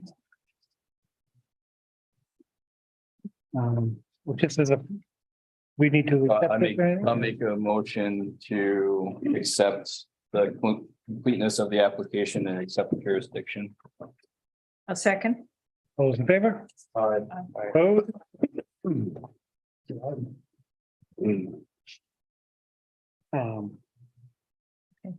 Yeah, this is a public hearing. It's all open. If anybody has any comments or concerns or not seeing any, I will close the public hearing. I'll make a motion to approve waivers 302 6.03L 6.04C for USGS data, existing and proposed contours.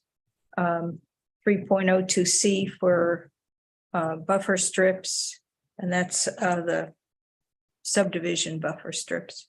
And 3.02 H and I and 6.03 N for designation of unsuitable land. Second. All those in favor? Aye. Aye. Opposed? All right, we got waivers.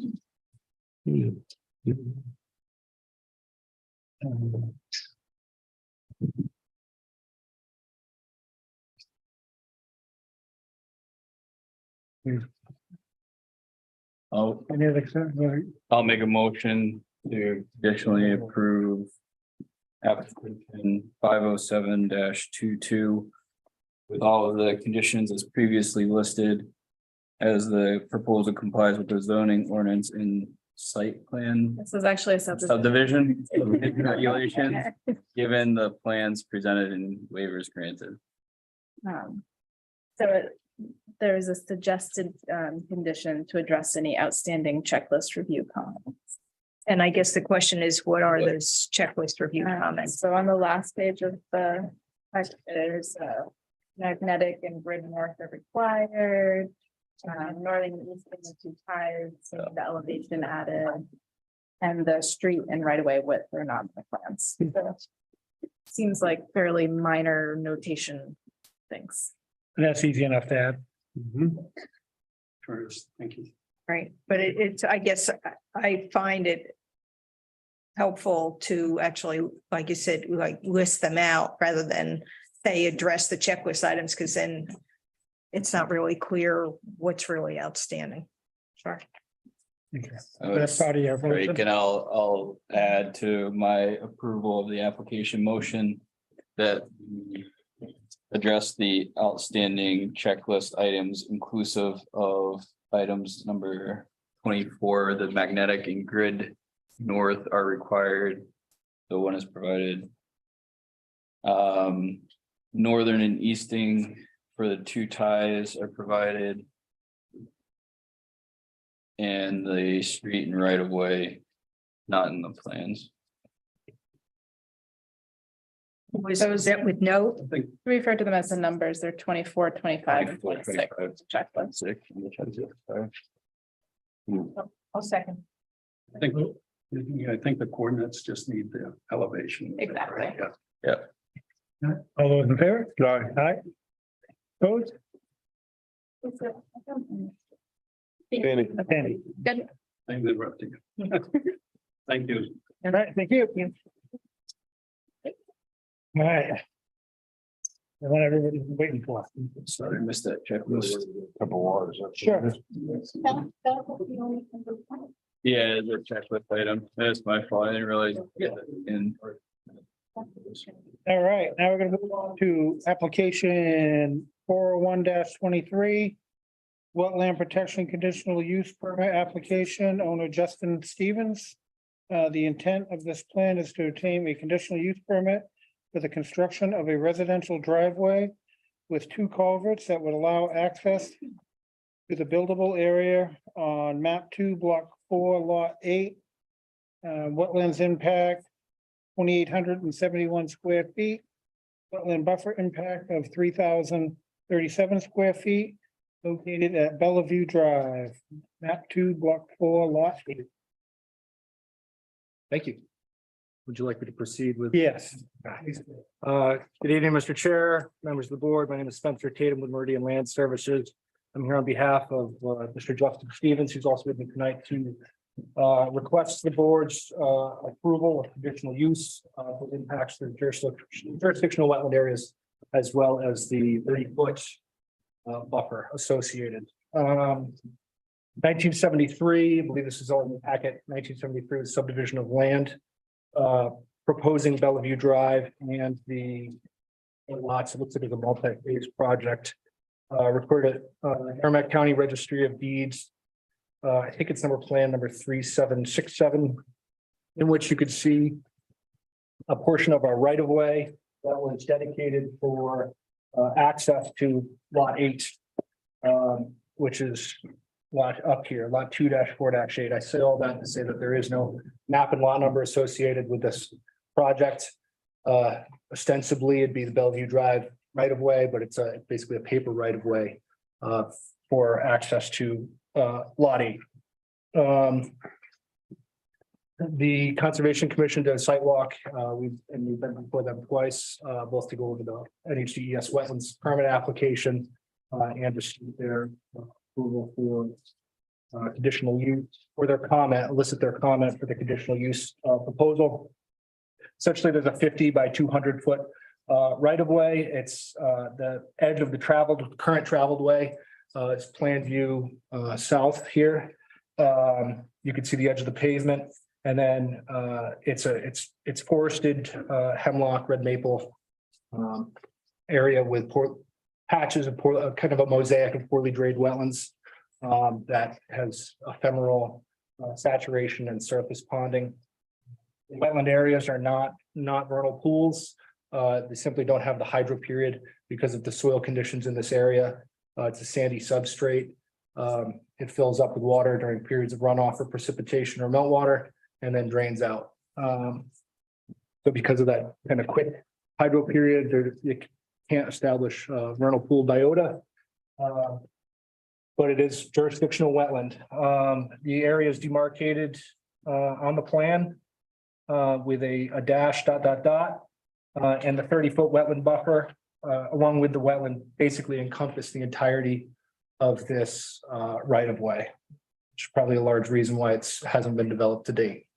The purpose of the driveway, the single lane access drive is to acquire or is to access lot 8 over a legal right of way of record.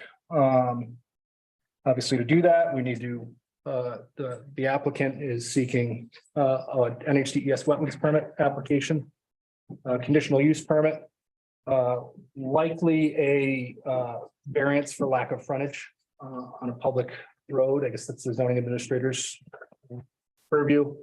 And then obviously a septic design. We're taking this piecemeal from the project perspective. It's not worth pursuing the variance until the additional use permit is approved. A wetlands permit application has been filed. That was back in November. DES file number 2022-03195. That's currently under review at the state. In an effort to keep it brief, I'm happy to answer any questions from the board or the public. But the intent is to put in a compliant driveway, compliant with bow regulations to access lot 8 for the purpose of constructing a single family residence. Okay. You've got a question?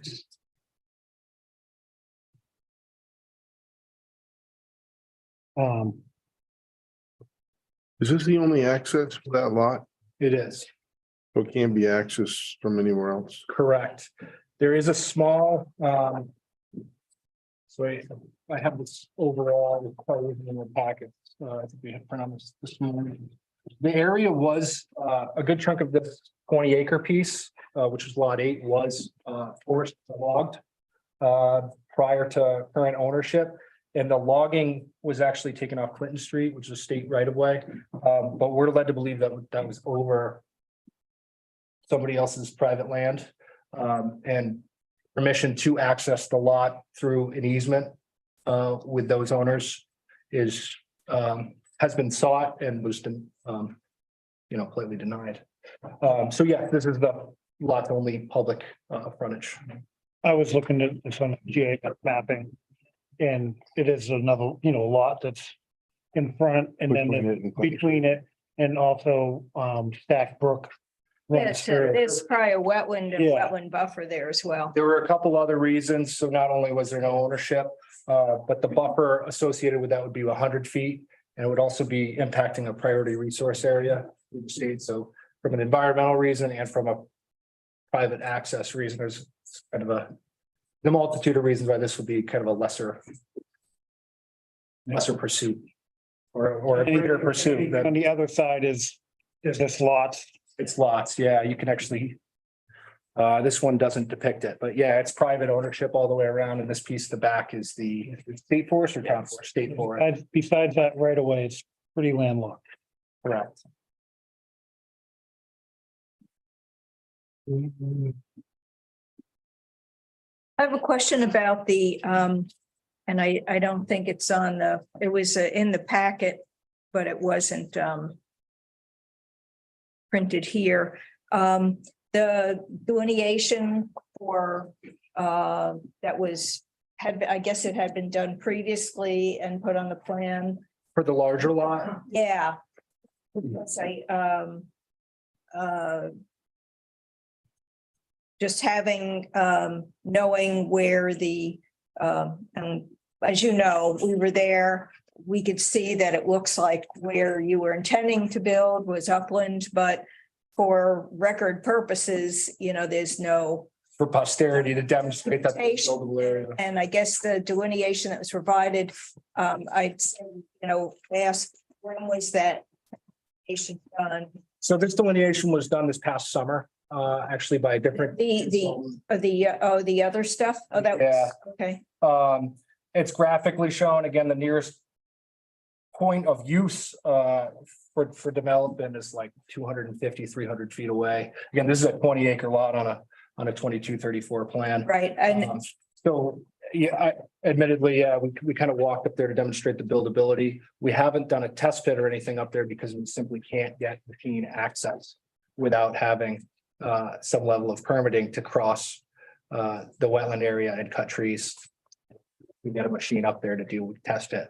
Having done auger pits and having walked the lot and having done 200 septic designs a year, I can say with a level of confidence and professional judgment that there's ample area to provide a building. right, I guess the only other thing is that since we have buffers to our wetlands, the plan with that additional delineation should show the wetland buffer on it so that we know that there's no additional impact or that it's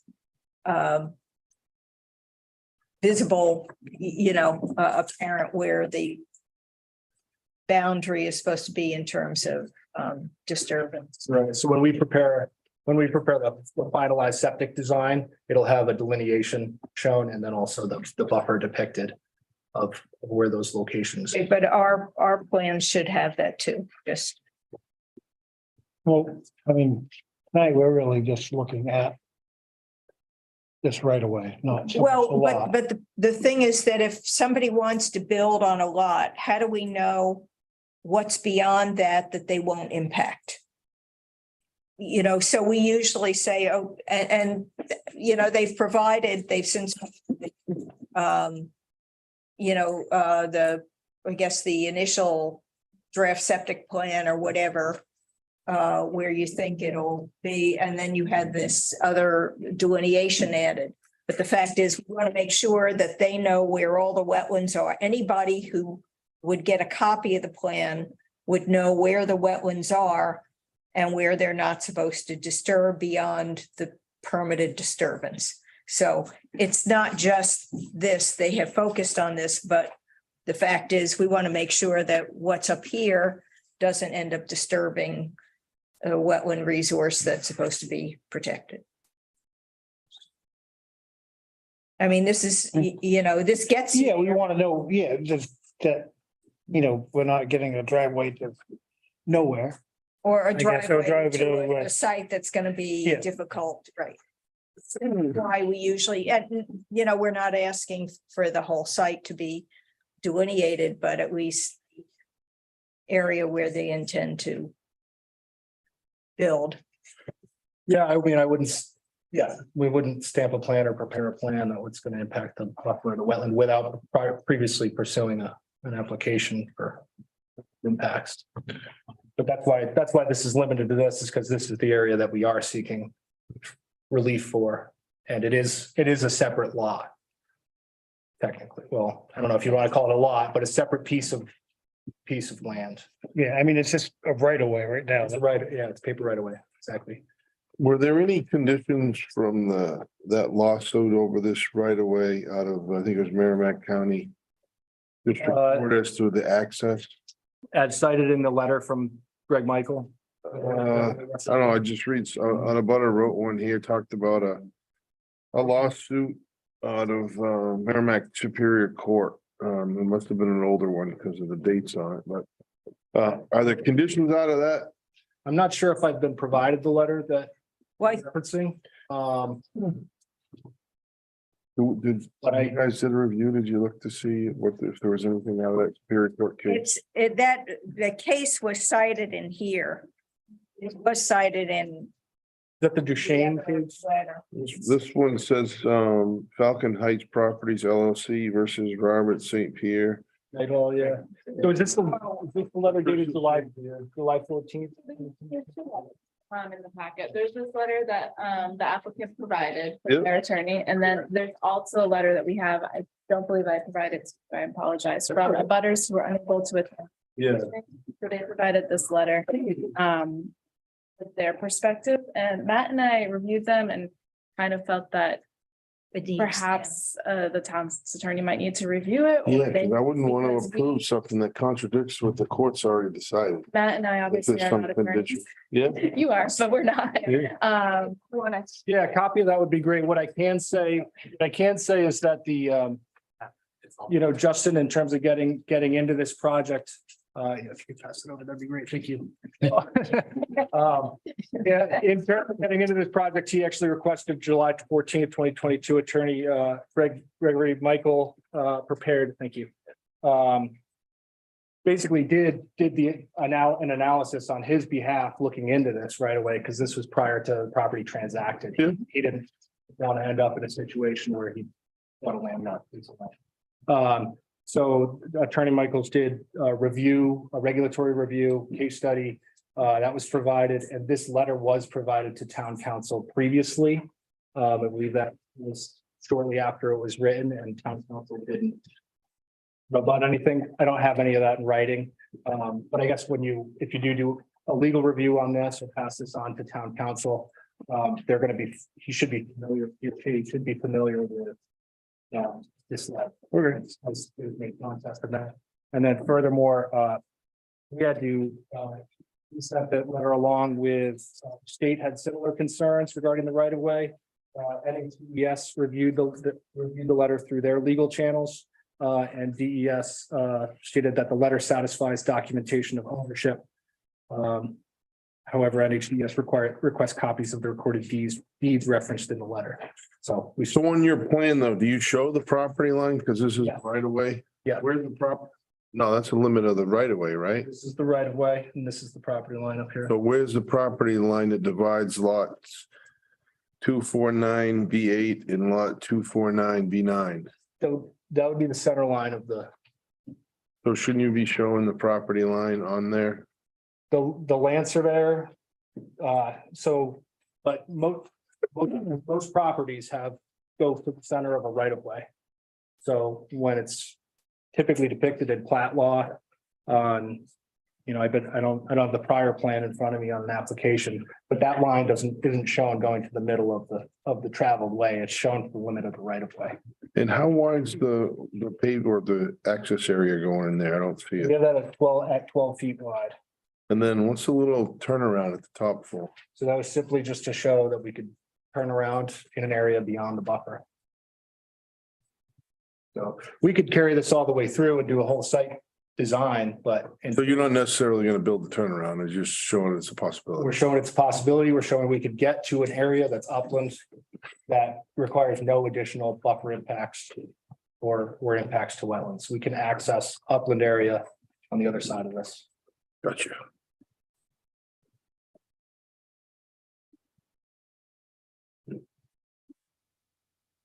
I guess one of the questions I have, and it's actually for us here, aren't we don't have driveway standards. Do we? I mean, we have per slope. Do we have, slope of the driveway? Do we, I know they mentioned in this letter, if it's 2 to 1, you need guardrails. Is that for driveways? No, the sides, little side slopes. Right. I think that's what they're referring to there, but I don't know, so we have a specific regulation requiring that. The bow regulations are actually a 3 to 1. They don't have a provision for 2 to 1. Engineering standards would say anything steeper than a 2 to 1 would require a guardrail. It requires an added width. Now, it seems crazy being 4 feet off grade, but again, I'm a wetland scientist, soil scientist, and the engineer. I think federal highway uses 3 or 4 to 1 as their guardrail requirement Right. for highways, but For highways, right. Well, that's what I'm thinking. It's, I know we have some standards for driveway, it's usually for slope. So emergency vehicles can get up there, but do we actually have anything regarding side slopes? other than a national building code, I don't think so. Yeah, see, I think those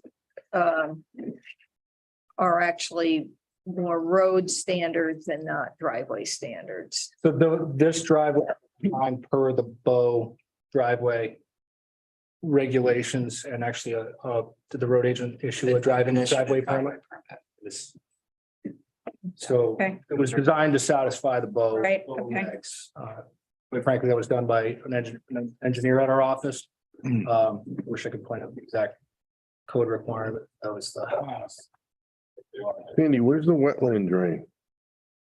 There is no drain. There's no drain. It's just, It's a depressed area. It's yeah, So when you put the driveway through the middle, all the wetlands, There's one side, there's no connection culvert or is there? There are two cross culverts. Oh, that's the little black dots in the Yeah, middle. they're laid level. They're strictly. Scale so small, I can't see it. Yeah. the Sorry. two lines, Yeah, they're laid level. They're simply to maintain hydrologic connectivity. hydrology.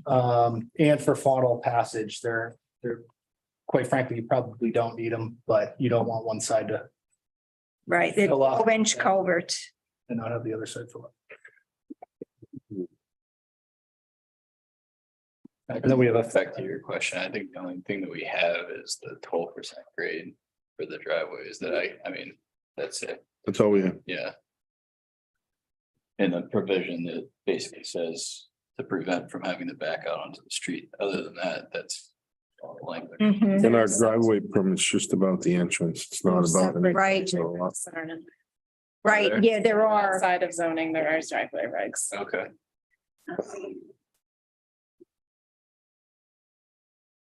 So this is, you mentioned early on that this is a non-conforming lot because for the For the lack of frontage. frontage. So we would, at the end, when we're gonna approve this, we would have to make it.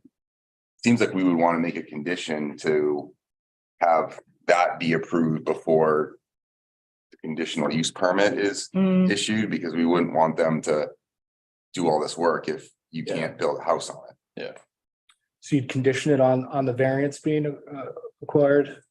I think we'd have to, right? Oh, And yeah. that'd be understandable. I'd hate to get on a bifurcated track where we'd have to come back and variance.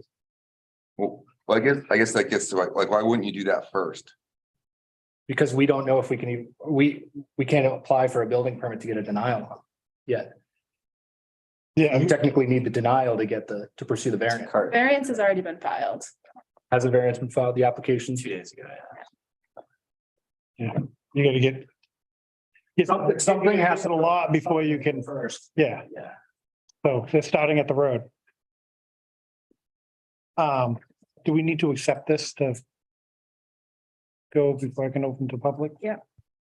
Hey, Don, really quick, just for context, anything that you guys do tonight with regards to this application, it wouldn't preclude them from doing what they need to on lot 248. For example, they've got to go through the building permit for that lot. They've got to do, if there's any other new impacts on that lot, they would still have to do it.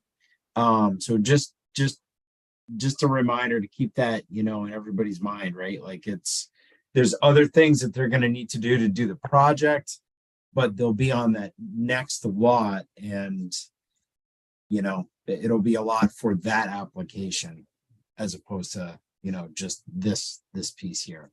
Yep, but we can. Make it so before they can do any of this work, any disturbance there, that they get the rest of the approvals. Yeah, We don't need a driveway going to nowhere that doesn't. Yeah. Okay. Well, I think okay. Do we accept the? Yeah, no, that's, I think, the first thing we need to do. We obviously have quite a few people from the public. Right. They're gonna raise some concerns, I would guess. Right.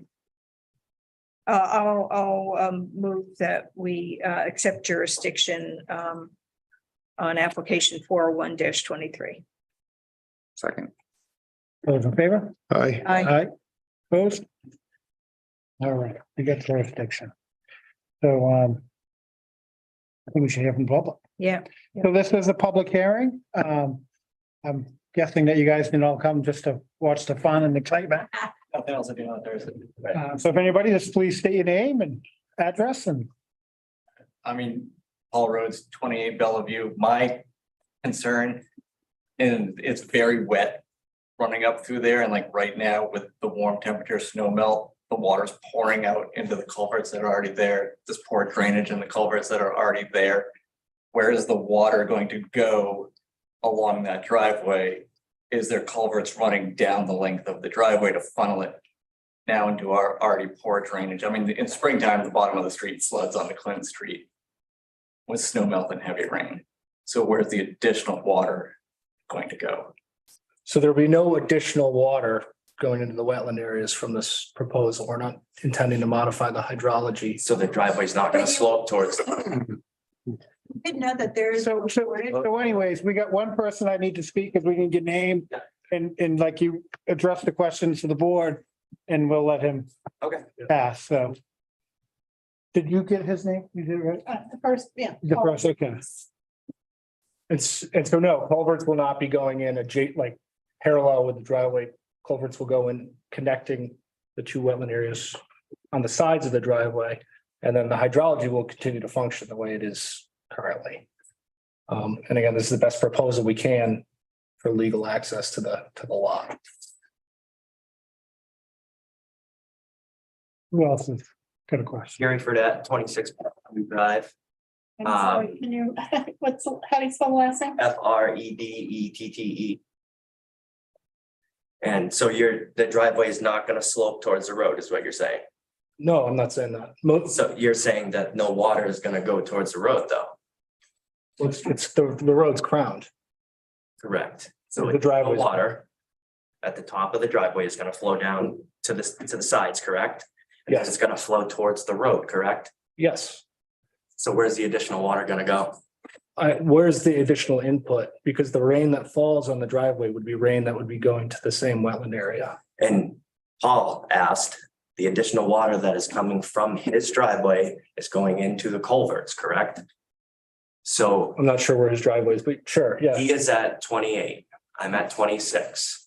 We're not on Not that, but it will come down to us eventually. Right, Not on that. well, so that's his question. His question is, where is all the water gonna go coming from his driveway in our already flooded culverts? So it's going to go into the same wetlands that it's going into now. So what are you gonna do to make it flow better? We don't want to. We don't want to drain a wetland area. We want to actually keep it functioning the same way that it is, right? That's what I think the intent of the board would want to be from an environmental protection standpoint. They call it an indirect impact. They don't quite permit those yet at the state, but the state has a policy. They do not want to see wetland areas drying out or the hydrology modified. And so that in 10, 15 years, it's not a wetland. So you're saying his driveway is not gonna dry out the wetlands that's right there? No, My house being, my line is literally on the right of way, and so is my neighbor's. So it's not gonna, you putting gravel there is not gonna dry that wetlands out.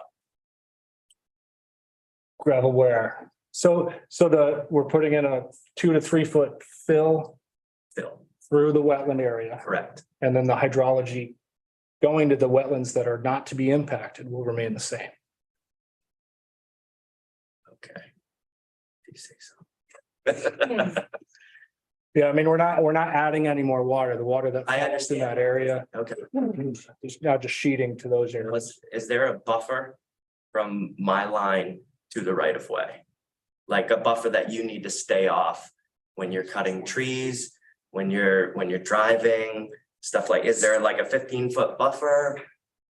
I believe that's true for a driveway. However, if this were, it's kind of a paradox. If this were a road that was proposed in the right of way, you know, a 2-lane access road, I believe you're exempt from that. So you're saying, that- okay, And so that's from property lines, not right of way lines. okay. So the fact that this is a smaller driveway, I'm not sure if we're subject to that regulation. So my line, my actual post that's right there on the corner of the line, is that the right of way line or is that my property line? I'm not sure which one you're talking about. 26. Right, but which post? So the limits of the Either right of or, way. front or back, right? There's 2 posts there that mark my line Yep, on the side. yeah, so that's the limits of the right of way. His markers are on the limits of the right of way or on the center line? Limits of the right of way. Along with his. So there's markers 50 feet apart at the front and back. Correct. Yes. Okay. So you're saying, so I'm exempt from that because I'm within the right of way. Is that what you're saying? You just said I was exempt. What am I? You're not exempt from anything. What I'm saying is, I understand there's a 15-foot rule or setback for driveways, Okay. but if this were a 2-lane access road, Mhm. we. But we're not, we're talking about a driveway. Right, so it's held to a higher level of scrutiny because it's a smaller driveway. So that's why. Because I need, Yeah, I mean, you're talking about a 12-foot wide, you know, with 3 foot on each side of, yeah, I mean, it varies because of the. so 18 feet. Less than that, I believe total impact area is 16 feet in width. Right, This leaves us another Yeah, the- 16 feet on either side. 13 and a half feet, 30. right, yeah. Yeah, the driveway regs have a 15-foot setback. Right, now is that to property lines? Yes. So there's a right of way line. If we propose, again, Well, that's where I I can't answer. counsel things, to but address. Right, what I'm trying to convey is if this were treated the same way as a road or the road could be put in And the roads are typically 13 feet off the edge of the right of way, so they're obviously not subject to the 15-foot. Right, right. But your driveway is 15 feet off of, from the right of way, So, I believe, right? The edges are, yes. Right, yeah. you're right in the But I don't know if it's the fill, because that's not clearly defined either. Right, yeah. Does the easement for this access define how far it has to be from the property line, or how far it can go away from the property line? The easement for this access. Well, And my belief and my understanding in reading the letter and seeing the 73 subdivision is that purpose of the 50-foot strip as identified as being monumented as such was for the purpose of access to then, or what we now call Lot 8. right, but routinely when it's accessed by easement, the easement itself has restrictions on the travel that can go through, sometimes with the pavement, sometimes with the clearing trees. Right. I'm asking, did you review the easement before you put the plan together? There is no easement other than the right of, it's an implicit easement, so it's prescriptive. So that's what was determined by the court in the Merrimack County case. I have the case. I don't want to speak to that because honestly. I just want to know if there's restrictions on what you can do No, like in most No, right away. there's not restrictions that we uncovered in the. The easement, I believe they're referring to would be an implicit easement for access over land that would with presumed ownership down the center line. Just as any road or public traveled way, typically easement. The right of way is the limits of traveled easement. Right? Not for roads, but Not, we'll look not, at it. not for roads post a certain date, but these like prior state roads or roads pre 29. There's a cutoff date. Yeah, but it goes, Yeah, goes beyond the pavement and travel. Yeah. right. I think, yeah, I mean, I think one of the things we need to do is They did raise a question though, that, so this is all the wetland, right? Yeah. And I wanted to get you're back to that. putting a bunch of fill in the middle of it, so you're taking away some of the storage area for rain runoff, right? Correct. So where's that water going? Because it's the same water coming in. I won't get into the asphalt. You got a 5% pitch going out to the road. So in the winter and there's frozen snowbanks, any rainstorm's gonna go out into Bellevue Drive, but where's the water going? So is the wetland gonna get a little deeper because you're putting the driveway in there? And so there's some drainage analysis done to study how that's gonna impact the properties around it? We can provide that, but Has there been one done? no, we can't get access to define the limits, but So do you know about like how big is the wetland? I mean, yeah, the limits of the wetland area as a whole is. Again, we don't define it on adjacent properties. But I would estimate it's in an acre or two. And when I say that there's water in there, I mean, it's. I think it'd be helpful to know, like, so. If the wetlands are 2 acres and, this road is taken, where it's crossing is taken up. Like 1,000 square feet, It's a good question. like, how much is it gonna pick up? And where is it going to? Where the road turns.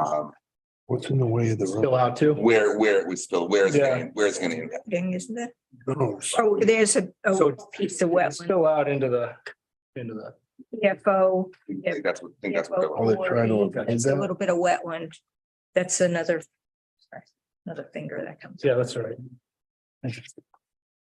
I mean, I guess, We're in a public hearings. yeah, we are. I mean, that was kind of what I was curious, as the neighbors are asking about the water was. I imagine, there's more water running to this area that is eventually draining in here. And we're gonna gravel a center over it, that's gonna. I mean, not as much as gonna be able to infiltrate. Right, I mean, we could propose some sort of infiltration thing, but that's going to have a larger impact on the wetland area and the buffer. Because you can see the limits of what we have to work with. Yeah. if that's the purview of the board and that's what they'd like to see, we're happy to entertain some sort of infiltration or storage capacity in there, but it's contradictory to the benefits of the buffer and the wetland area. Possible question. So, yeah. Yeah, the public hearing is still open, so. Okay, so Shannon Roden, I'm sorry, that's okay. RHODESSHANNON. 28 Bellevue Drive, also 249B7. So my biggest concern, which I know we've been touching on, is this is super hyper focused on what they're looking to address. I can tell you from living on this street, before it was cleared, we didn't have the same problems we do now. And this piece of land has been in litigation for years. If it was that easy, it would have been done. But if their map is not showing the GIS map of contouring. The road turns, there is water that comes out at the very center of roughly the proposed driveway. So you're going to be diverting it. That is the natural peak of this contour. So on this land, we get ponding water on 9B8, 9B7, 9A into Clinton Street, and also 9B2, 9B9, and 9B10. These are all the houses that I know specifically have that impact to that water as it stands today. With the drainage that happens at the very center. And then also there is a drainage pipe on 9B9 that probably sprouts from the same water that they would be impacting. Behind 9B2 is more wetlands. And then also in the lovely map behind this gentleman is the aquifer. The land we're looking at is in the thumb of Bow, which is pretty much blue. So really, you know, looking at that, we have Spofford Brook, we have Bella, you know, Bellevue, Bella Brook, we have Stack, we have Butwell. There's a lot of water. There's a lot of brooks. There's a lot of flooding. And I really appreciate it. I do, but I don't think you've done your due diligence bigger than your driveway. So that is my concern. It's on a hill. It's at the peak of the hill. There's flooding as it stands today. And I would just like to see these. The driveway's on the peak of the hill? What's on the peak of the hill? It might be. So there's two, Bellevue is two peaks. One is at the top, which is roughly about 12. And then ours that we're referencing, I can show you the GIS if you want to see it. Matt can pull it. But there is contouring, lovely behind, you know, it's all of them, between B2, B1, B8, A, B7, and B8. So they all have contouring for how that water runs off today. When you say contouring, what do you? Yes, it's not flat land, it's. Oh, yeah. So they cleared that. Not flat. We did a site walk. We know that the property beyond the access is not flat. Yeah, I guess I was gonna go to this question before that even came up, but now it's even more. So like, there's only two culverts that you're proposing there. Like, how did you deem that was even? So again, enough? no culvert is required because there's no flow. But you have two. Correct.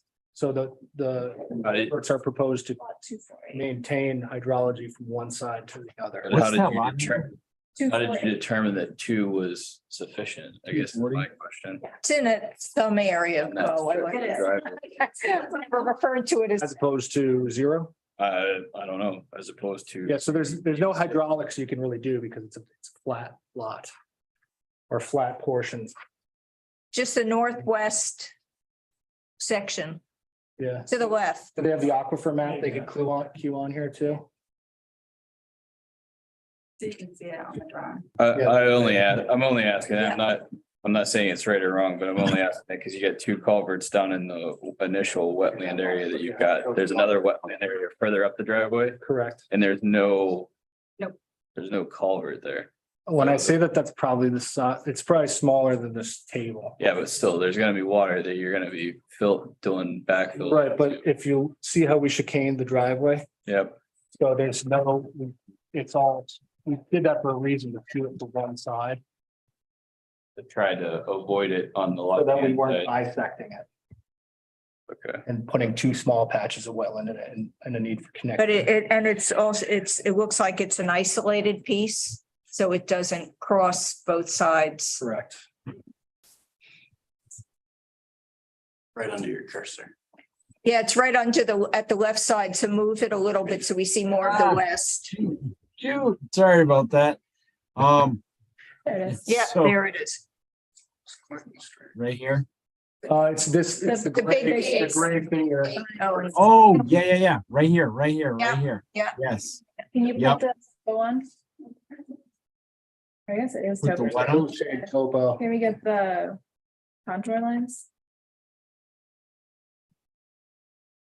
Think So again, there's, No, just add the layers. Yeah, there's 2-foot contours on the plan. So. Oh, yeah. I'll move it to the left, not types of layers. Where? Oh, right there. Yeah. Yeah, okay. Contours, boom. And the aquifer would be good too. Drainage, where's right there. the thing is that, yeah. How's that? Yeah, Let me zoom out a smidge. And there we go.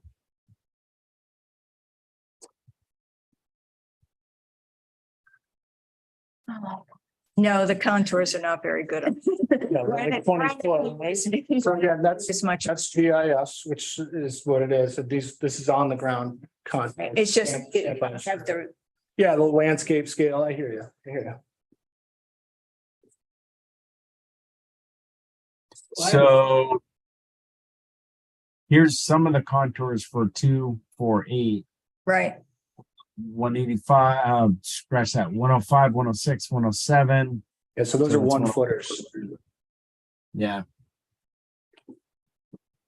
Yeah, so if you scroll back down, we'll be able to, I mean, even from the top of that, it's 107 down to 101, so you're only talking about a 200 feet. about 6 feet over 200 feet. And it actually Here's the- kind of goes up and down. So it's just so, where are we? So this is. that exists, the grass, the existing grade shown on there. You can see those are 2-foot blocks. The vertical, 20, 40, 60. so you can see where all. Yeah, of it- so existing and then proposed up here.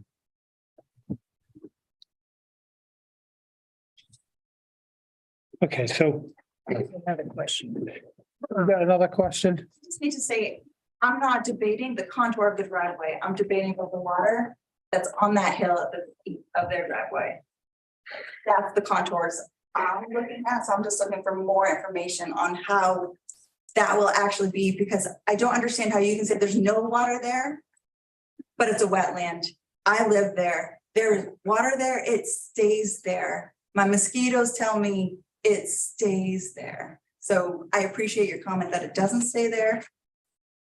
But you didn't actually do the due diligence of how this is gonna impact the surrounding wetlands, just this spectrum of a wetland. When they logged it, it became wetter. Well, that's, yeah, that has happened elsewhere too, and that's because the trees take up so much water that when you remove them, the water table goes up. I guess that would be my question. I'm Dan Lepan, 30 Bellevue. So all this is to say, you were talking about existing conditions of, there's only a little bit of water in that area. So when you guys have to clear out to actually get a driveway in there, that's a pretty densely populated path right now. So what does that actually look like once those trees are removed and there's additional, I guess, plain there for water to collect even on the driveway and then the runoff and things like that. And I think that's the biggest concern that's been asked recently. It's not what it is today, it's what it is once that land is cleared, right? That's Cause you're gonna have to do a pretty good amount of clearing to get a driveway in there and get equipment in there to get a house built, Sure. things of that nature. Yeah, again, we can engineer the heck out of this thing and put more water basins in and infiltration. We could have zero water coming off of this. Probably, I guess, no, can't say that definitively, but that's kind of contrary to the benefits of the buffer and the wetlands. We're asking you to engineer the crap out of it. We're asking you to do your due diligence to see what would happen. We're not asking you to engineer anything. Oh. It is. So I would, I guess, yeah, I would need some direction from the board if you'd entertain. If we'd like to see this driveway design modified to have larger impacts to the buffer and wetland area, I think. Have pretty clear guidance of that, probably in writing, so that I could justify it with the state, because it's contrary to the justification, avoidance, minimization, and mitigation of the resource. So we're battling two different things. And then, it sounds like there's pre-existing water issues that are here. Yeah. And we're confined within the legal constraints of this access point. Yeah. So this is the best design we have at the moment. I mean, just out of curiosity, I understand, this. I mean, water table is gonna be high. How do you get, like, good engineer to get rid of the water, which I'm not saying that's what you. Yeah, we can do, do, but- we convey it away. Where, like. Convey it to where, though? I mean, like, it's, We'd convey it out to the right of way and then down the street with structures and closed drainage. Catch basins, it'd be a significant engineering task, but that's not what. I'm just kind of curious on how like, there's not a place to drain it into. I mean, obviously, it needs to be there. You could drain it to the right of way. And then the right of way conveys it to the Stack Millbrook. So there's enough pitch to carry it away, and then especially. Right, but you're really supposed to manage the water on site. So Well, you can't redirect the natural flow No. of drainage in New Hampshire without getting an easement from wherever you're gonna redirect it. So the bulk of this is going into that central wetland. So Correct. aren't we really just talking about like from the wetland to the road, that 80 feet? I guess I need some clarity on what What are we're you actually talking about. So he's got this, you got the profile of the road here where it's crowned. So everything that's falling on the road is draining, is To both pitching off of sides. the road to the sides. And you've got this wetland here, which right now is the low point. So Right, all of the water that's coming from uphill is draining into this wetland. Actually, all the way from the top of the hill until Well, the bottom of the wetland. well, it also, it looks like the wetland connects to adjacent properties. So there might be water coming down the hill, but you have this wetland, this isn't just from what's draining right above it. This is a wetland that probably. Right, and we touched on that earlier, like what is, so we're adding this driveway, we're clearing all this area. What does that do to this wetland that's 2 acres and we're adding this component to it? What Right. happens to it? Like, does it expand this one area by X feet? Like, what does it do? So there's that piece of it that we talked about. And then there's the piece of that last 80 feet between the edge of that wetland and Bellevue Drive, what goes on there, like. That's, a lot of that is getting into, I think all of it is getting into the the Bellevue swales that Drive, it goes to now, right, right, down to the, right. correct. I think that there's two. Yeah, I mean, I'm sure it goes down to Bellevue Drive currently. Question, the Public Works had made a comment saying that the driveway must have a 2% negative slope from the roadway. Again, we were provided the driveway permit. And he reviewed the plans and. Yes. Yeah, I met him out there at the property too. That -2% is standard in our driveway permits, but I didn't see it on the plan if that's what they're doing. Right, and they made the comment on it on this, when we had at DRC. So I guess, so that hasn't been Yeah. that. Can I ask a question? Yes, Warren Shumway, 5 Essex Drive. So I feel bad for Justin because this sounds expensive to me. It sounds really expensive. My concern is when we bought our property, and it's my fault for not doing due diligence, but the realtor said, hey, nobody can ever build behind you. Fantastic, you know? So this property has a lot of bad energy. So, and even the towns, I believe, said nobody can build on, which was the truth then. And then somebody stripped it and people got all upset, blah, blah, blah. But my only concern is, and I don't want you to spend money, because if you do build there, it'd be nice to have a good neighbor, but you have 20 acres and I still want to kind of know where the house is going to be. And I want to make sure, like tonight, there was a subdividing meeting. So I see one of two things, and I might be wrong. Once somebody gets in there, it might be 5 lots. And then the other thing is, you're not gonna I get want to 5 make lots. sure it's not going to be, because I believe you have a party business or a wedding venue. A wedding venue, right? And you know, I'm an entrepreneur. I want you to succeed, but I really don't want to have weddings in our backyard. No, I know, but you know what it is? It's like, once you get, but not you, but once somebody gets in, it's like 20 acres. It's a perfect spot for it. So those are my only concerns. I'd hate to see you spend $200,000 on getting a driveway, and then I don't want to be the guy that says, oh, you know, I just, so something to think about. And You have the septic. So it's not zoned for that. Yeah, I have a conceptual build out here. But then also Justin's intent is to build a single family dwelling out there compliant with the zoning. We talked before the meeting would be, he'd be okay with a condition being that it'd be, you know, this approval will be contingent on the, you know, singular Single family. lot for that use. So he has no intention to subdivide or do any development plans. If we would, we'd be coming in with a roadway design and. Yeah, to get more, I mean, I guess you could get spots on the shared driveway involved, but any more than that, you'd need to put a road in.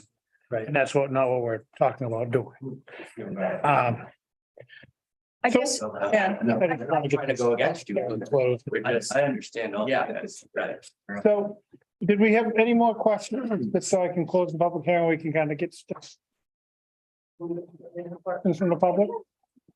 I did see anywhere on the design where utility poles would go through. That was my unanswered question is, in your imaginary driveway, there's no, where do the utility poles? Because my best guess on how power lines go is you need at least one on the driveway. Are you doing underground? nice. So would that impact the water?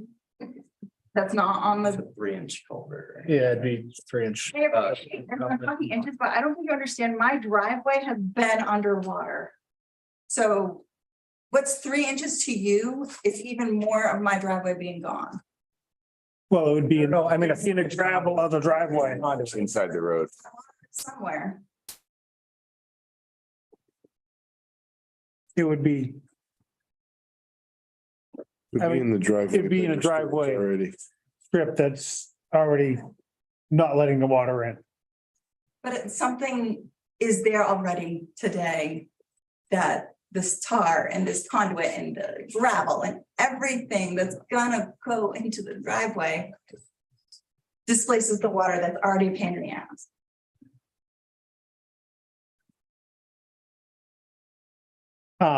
Anybody else with? All right, I'm gonna close the public hearing.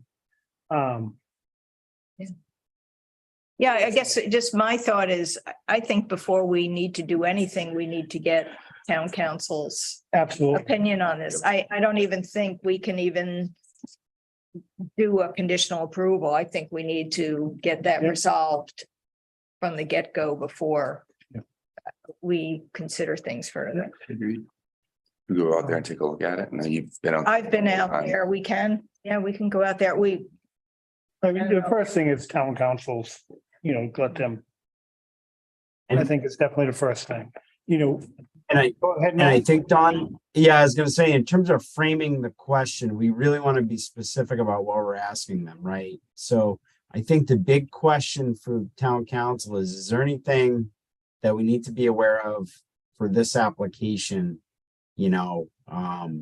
Specific to this application, just to make sure that they're focused on,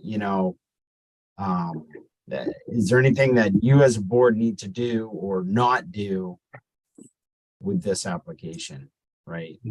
And if there was past judgment, right, it would. Yeah. So for example, maybe town council looks at it and says, hey, this particular thing in this letter has merit. You guys can't approve it because the ownership is in question, as just a hypothetical, right? Yes. Something like that. So I think that's kind of how I would suggest framing it, is from the standpoint of you guys considering this application. And I think verifying the property line of the adjacent landowners. I mean, I guess that's part of it. Well, yeah, I mean, if it was monumented and recorded, I mean, that sounds like it's monumented at both ends. Surveyed, it'll take a survey stamp. It's Yes. for the findings that comply with them. And it reference, you can actually see some of the monuments that were located. They're along the right strip of the right of way. Can I just, so prior to getting the driveway permit, Mr. Stack, the town manager and town council were very involved in this. He had to approve it before I could get the driveway permit. So I'm absolutely fine with town council looking this over again and again, but he's very familiar with this property already. Okay. I just want to know if there's any restrictions other than our normal site plan or ordinance requirements on this easement driveway as a result of that court case. Yep. Yeah. And one thing I'd like to add, especially, for the abutters. This project going in here. The 12-foot driveway in one house in the middle of it. I think, if something's gonna go there, is a pretty good scenario for the abutters, and just from past what I've seen in town. I mean, we have a place that we got really two silly driveways running right next to each other. And houses that shouldn't have made it in off White Rock, that previously there was, a couple wetland crossings at the end of, I don't remember what the road was. But the early one that couldn't get done in time because there was a lot of questions. And, it's a, be careful what you ask for, because you just might get it when something doesn't go in, when you have something that's good and not a high impact. In the lesser of evils, it's, something, better to support. Because at some point, whether it's, this year or in 10 years, this is a 20-acre lot that has a right of way in there. Somebody's gonna figure out how to build on it. In one house in the middle of it that is agreeing to, have some covenants in the deed that there'll only ever be the one house. I think it's a lesser of what could be there. Just to put that thought out there, just my, 12 years or so I've been doing this. I've seen multiple times where, something looked pretty good, but it was, gonna be in somebody's backyard. Didn't get approved, and then what got approved later was much worse. Just to put that out there. So if we're gonna let council, I think we need to continue.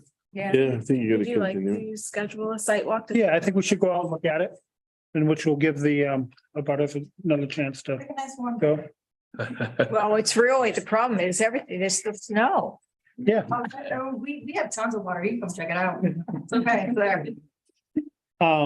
And if I may, it sounds like we may need some guidance from the board. I guess we could get it at the site walk, but if we're being asked to mitigate or manage off-site water, I really would like that kind of spelled out as a mandate, because I think it's been, I'm not sure my permit from the DES is gonna stand up without some level of, you know, municipal push in that direction. What do you mean by manage offsite water?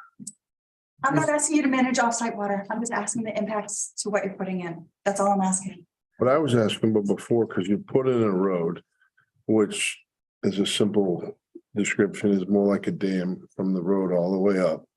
And you're showing contours that come out of the northwest down across an angle, pretty much at a 45 to your road. So the water used to travel down before the driveway goes in and travel into the wetland in different locations. Based on your profile, when you put this driveway all the way back into where you show it ending now up by the turnaround, that water's not going to travel that way anymore. It's going to hit the driveway and come down the other side. So typically you would do an engineering analysis to make sure that you're not diverting the water onto somebody else's property because of that. And you're not increasing the spread of the wetland because of that, because you're encroaching on somebody else's land. I mean, I'm a licensed engineer. That's just what you do, and it's your obligation as the Sure. developer. I'm not saying you gotta do some big thing, but I you, think the site. that's the walk is, basics. Beneficial. For the member to kind of see what's going on. It doesn't stop the impact from my property and my neighbor's property. That's what he's saying. You know, but this, you can do a site walk all you want, but you need to figure out how you're gonna mitigate that water. So if the butters are saying that there's existing water management issues, and that's now going to be the responsibility of the applicant, I need that as a directive. I mean, I think it's just, you know, if you could just do like a simple, just pre and post development drainage areas, like this is pre-development, this is where the water's going. Now we've got this driveway that's bisecting it. You know, so instead of the water cutting across where the driveway is now, it's gotta Go come through down two- here and then go through the culvert. Two culverts. Yeah, that was kind of where I was going when I asked those questions earlier was. How were they sized? You put two. Yeah. You just picked it. I mean, you said you just kind of picked that. There's not but enough there's no- watershed area to do a HydroCAD calc. Yeah, you can't size the culvert based on flow because there isn't a flow. There's none. Right. And there's It's no the same grade. thing for the thing with the right down the road from this that we looked at with the snowmobile thing, where we have culverts every whatever, just so that the water could get from one side to the other. Same kind of thing. I want to be clear though, we're not saying you have to address the existing problem. But you have to show the town that you're not increasing the problem either. Sure. So that's Yeah, because that's the potential. and one of the criteria here says, the proposed activity minimizes the environmental impact to abutting or downstream property and or hydrologically connected water or wetlands resources. So I think that's what the board's trying to get to, is does it meet that?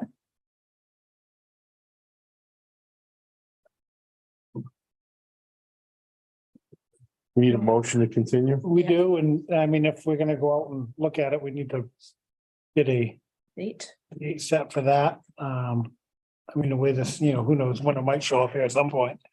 Why don't we do it closer to our next meeting? So it would be, That's another conversation. Yeah. Yeah, we're not gonna have a meeting on oh, that's right. the 16th. No, that week's full. That week is full. Right. We're gonna move it out, so we're gonna actually have a meeting on, I'm hoping to have a meeting on the 4th Thursday. That'd be Oh, the 23rd. The 23rd. How is that agenda? Is that filling up already or? Yes. Yeah, several.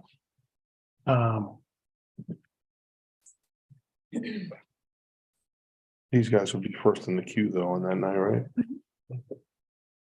What's the third? Is that like town meeting? The third week is elections on Tuesday, town meeting on Wednesday. And school. Thursday. District on Thursday. And but then there's a backup for Friday. There's a backup date. Build your house, you should go to those. Let me see. What? Before you build your house, you should go to those and see. Here. So do we want to move to the? I mean, how late is it gonna be light out on the? We're gaining some time, but Yeah, I don't Month think away. it's before the meeting, it'll CBA work. scheduled a site walk at 6:30 that week, didn't, they said 6:30, right? 6? Yeah. For that week. Yeah, no, Yeah. We're all bringing When's the flashlights?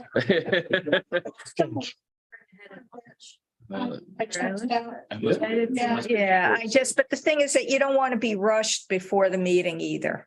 I mean, you want to really be able to take your time and look at things and not. What about the site walk on Saturday, the 18th? Where we've had 4 meetings a week already. Or you have 4 sidewalks on Saturday? No, I'm just saying with the 3 nighttime. Let me get out and have some fresh air. That is at 7:02 PM on the 23rd. Yeah. So we Really? do have daylight. yeah, Okay, yeah, I say we do it before meeting, like I. so we do it at 6. Contact Eversource, they build great roads.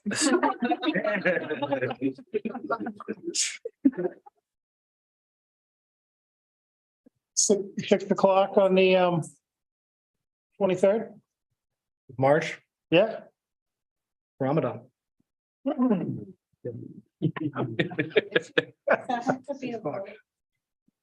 What?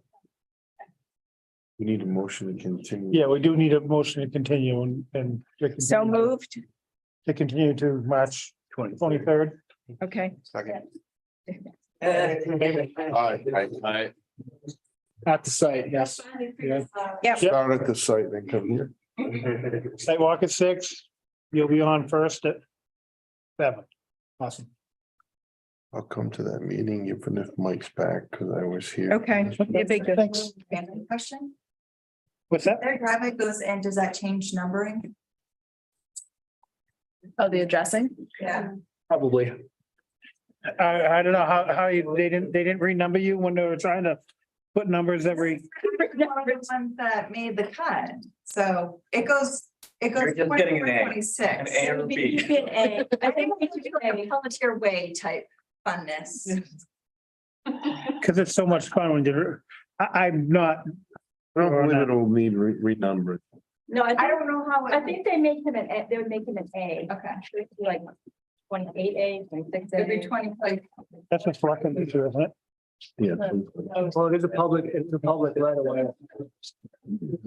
Consultation on the part.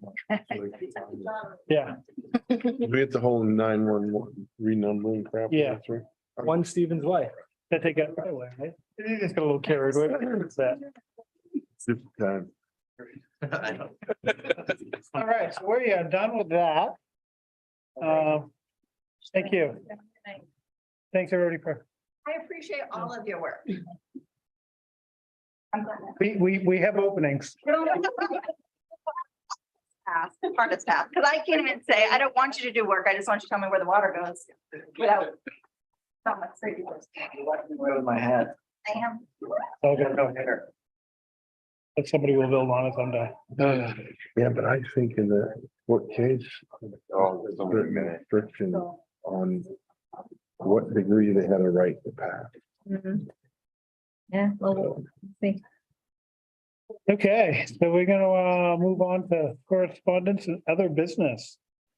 Review potential changes to regulations. We got one we want to talk about. I'm doing the 4 sets. of Yeah, we minutes gotta do some minutes too. Before we do anything new. Yeah, you're probably right. 5, it is 5, yeah. Five. Trying It to was 4 grow, until next grow that. previous that meeting. list. Yeah, so let's work on minutes. Well, you guys minutes. Oh, You're telling me. Ginger, I gave comments on all these, right? Already? Yes, so I believe so. They're gonna edit it with their comment. I mean, we'll do. Well, I have written comments for multiple sets as well, so I don't know. Yes. I think this is gonna be semi-difficult from the standpoint that. We've got multiple drafts with multiple notes and I'm not sure which is. Because we've been postponing it, you know what Yeah. I'm saying? Well, I had, yeah, Like I had the same thing where I marked up notes from a while ago but to Adam's point, like I'm pretty sure that there's been changes made subsequent to. Not for like 10-20 and 11-17, Those have done been the stated. same. Yeah, we haven't gone back. And then 12-15, 1-5 and 2-2 have been reviewed and the edited and then that were suggested by Adam have been made to be done. Okay, well, we want to start going through. Yeah, I'm gonna recuse myself from 10-20 anyways, because I was Yeah. not. I'm sorry, and you're gonna have to, I didn't hear what you said. I'm recusing myself from the 10-20 notes because I was not present. You can just Oh, okay. abstain from the vote if you want, yeah, Okay. if you want, do it however you want. Yeah.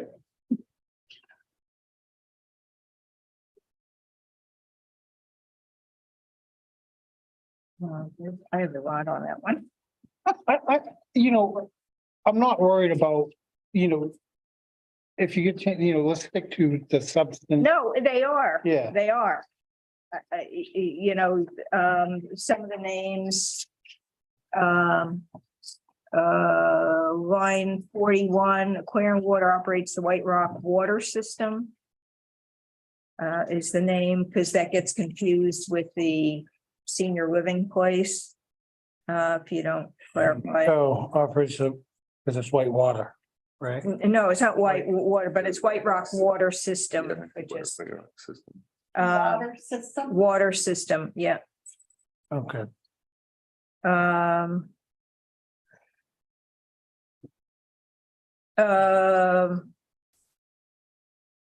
Line 51. When it said, conditional approval received from the Conservation Commission was contingent upon two conditions, comma, including. Second. Can you send these to Ginger afterwards? So also, Well, I'll make it a Xerox and give her the original. Yeah. Is what I can do. yeah. So she doesn't have to try to copy it all. Although I'm skipping some of the more minor ones. Uh, 50, line 57. It says drawing out of the well, and it should say drawing water out of the well. What else would you draw out of the well? Well. Oil? Line Water, you guys get the 60, Adam's last name needs to be corrected, Sandal, Sandahl. Yeah, got it. Okay. Yeah, look at these ones. Let's see.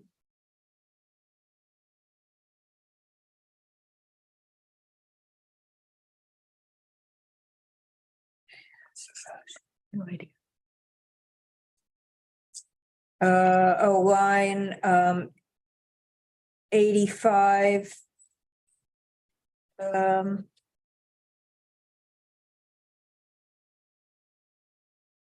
wasn't sure about that. It's the Heritage Bureau. Yeah, I think it's the Natural Heritage Bureau. Yeah, I may not have understood that myself because. And I'm pretty still, new here. I'm still also not even sure what was said there, but I think it's Natural Heritage Bureau. You have a correction to Cynthia Cleven's name, And what is that? Klevens, line 88. And it's the Drinking Water and Groundwater Bureau. The NHD, yes. Yeah, NHDES Drinking Water and Groundwater Bureau. They probably didn't spell it out. Water Bureau, okay. Yeah, also Clevens on line 93, just correct that. That are in that. Yeah, got it. West way. Line 101, I think there's Water bubble is right there. a 10 at the end of that sentence that I'm not sure. Kind of stray. I don't know. I'll just cross it out. Okay, line 121. Hold on. Okay, I think there's a planning rule. You can only make your request of 5 changes per 7 minutes. yeah. Sorry about that. Yeah. I actually recused myself from that vote. So it wasn't unanimous because I'm in All a, right, I changed that. okay, You can see that there. okay. Line 152. Oh, you missed, I got one. 143 should be coastal bow properties. When, well, see, your numbering is different than mine. Oh, coastal, okay, I see. Look at that, yeah. There, I did my one. Oh, well, okay, line 149, Corps of Engineers is CORPS. Or with engineers and not engineering. 149. Well, $152. somebody may have a different number thing. Oh. Where it says Army Corps of Engineers, Or, yeah. CORPS, and it's of engineers. Rather than engineering. And then line 152, as I have it, it's ephemeral streams rather than femoral. Yeah, I don't even know how to spell that, to be perfectly honest. EPH. Thank you. EMERAL. EPHEM. ERAL.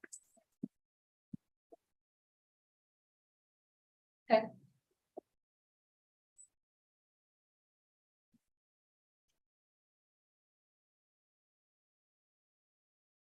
Oh, Well, I had a question too, because I didn't understand what they said on line 163. which is, They can do upland buffer preservation. yes, you can take out that question mark.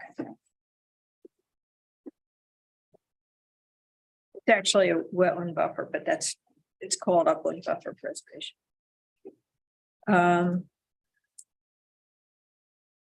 Oh, also, I don't use Mrs. Crystal because Crystal is my maiden name, so line 173. So I call you that a lot in a lot of these minutes. Okay, well, it's not What do you Mrs. go by?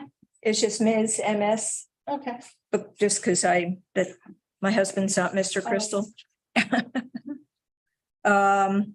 Okay, 187, this is under the design review for Ready Mix. I think it's travel within the Ready Mix site rather than travel to. And what line again? I have it as 187.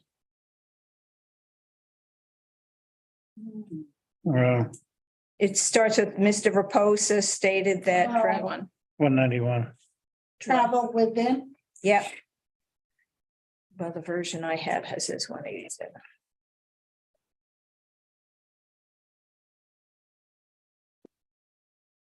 I'm gonna make a note of your name, Ms. Crystal. I have to do a lot of edits on that. Line, I have it as 256. I don't know whether you, Unitil. The spelling of Unitil was missed an I. 263.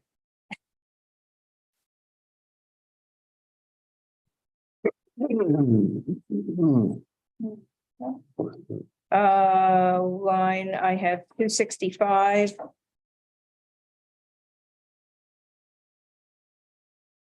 Maybe it's 269, who knows? It says, also should say Ms. Crystal said to stick to native species or plants, whichever. It just says native where possible. It's talking about landscaping, What was this stuff that stick to native what? plants.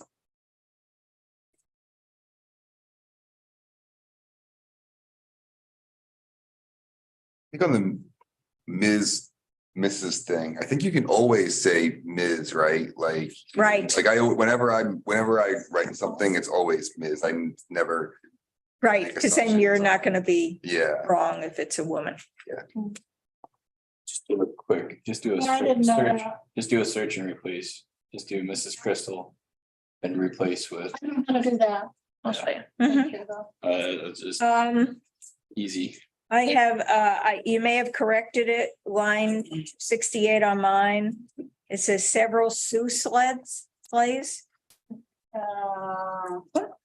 probably didn't know what that was. Oh, yeah, and how, and. Just take that out. I don't know what it is. It was in the paragraph that begins. Mr. I don't know, that's what it sounded like. Somebody had marbles at their mouth. Which one is it? 275.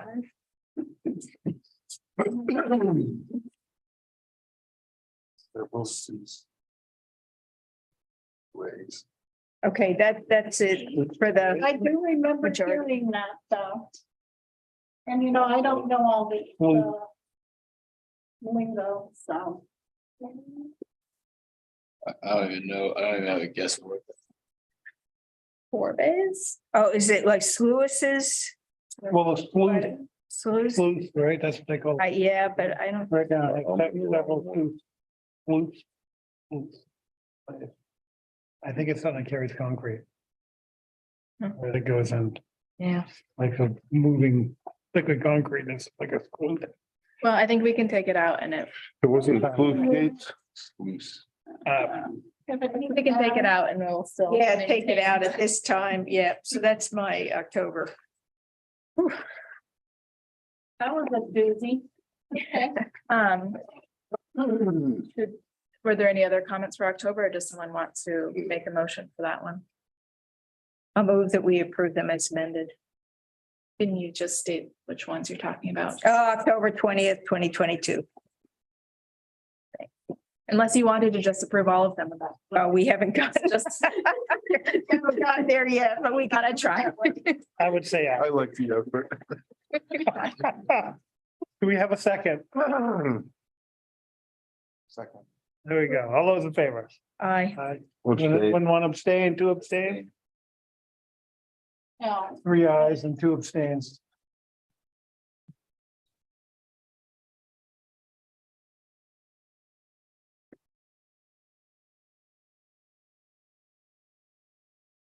And Sammy, will you send me your marked up copy? Actually, I'll give it to you and you know, the thing is that ignore the stuff Yes, that I didn't give you. I've got mine. Okay, all right. See, I think it We're was still rolling. yes. one line. I didn't get all these. All right, Exact. That's fine. November 17th. Oh, that was a lot.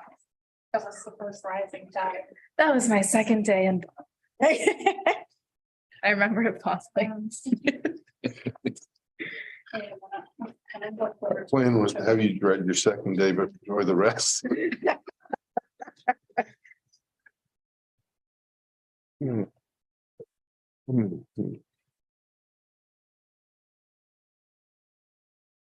I was at that meeting for 3/4 of it. Okay. Line Worst thing ever 52, coming from with me on there. it's the Army Corps of Engineers, yep, yes, Can we go back to, of Engineers, yep. and back to line 41, it should be coastal. Oh, 41, yep, should be coastal.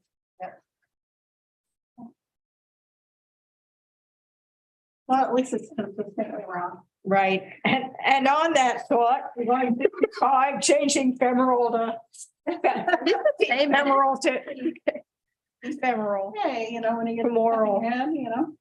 Right. And then later in that sentence, just after the storms, do a period and make a capital T for these. The Army Corps. Yeah, we got that, yeah. Yeah. Okay, let's see. I didn't have as much. 7 would be Mr. Golan. Oh, right, Do I GOLON. have him? Yeah. wrong? Yeah, on 67. That's there. Yeah. I think so. No, Mr. Golan. Okay. Let's see. Line 153. There's an extra H next to New Hampshire.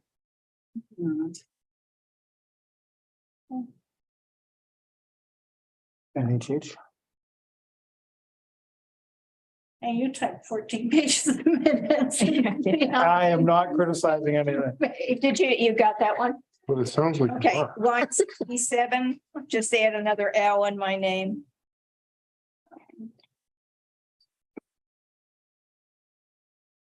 Got it. And then line 174, it's actually called a green snow pro, so just reverse the snow and pro.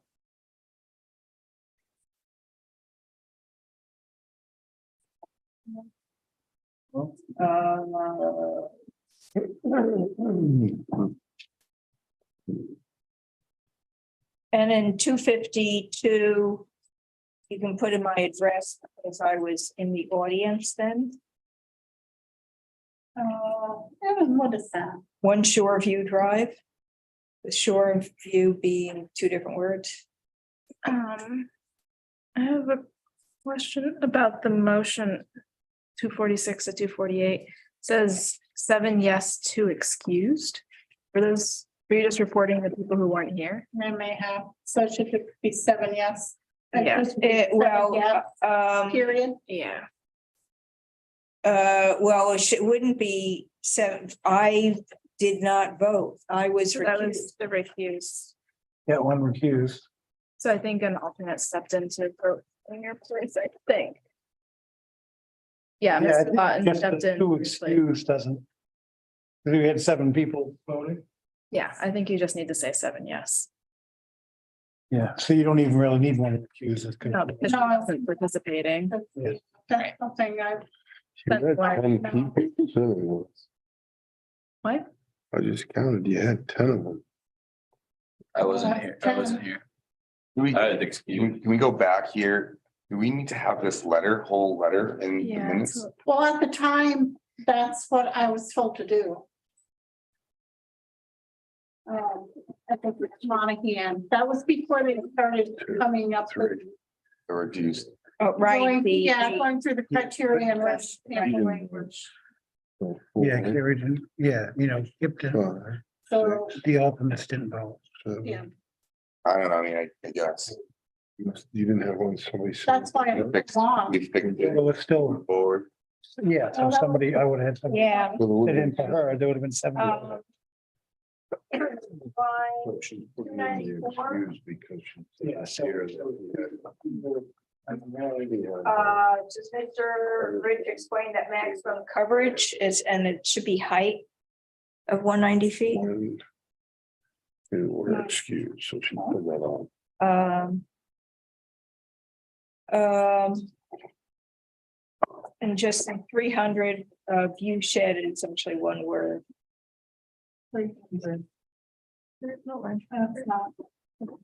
Mr. Monahan showed the view. It's one word. It's one word usually.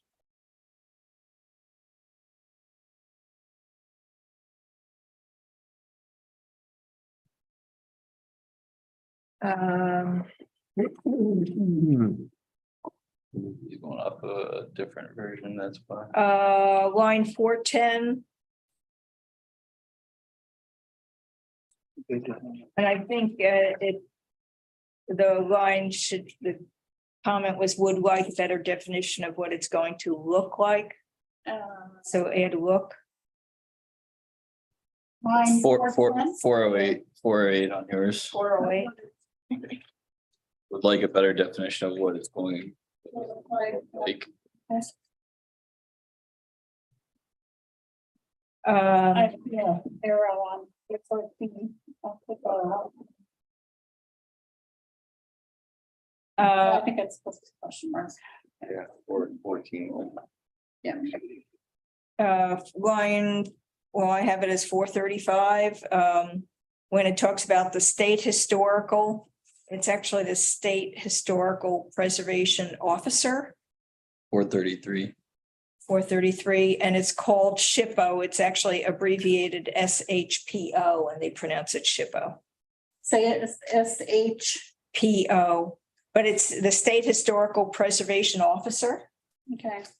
And then it's called, and it's SHPO in all caps.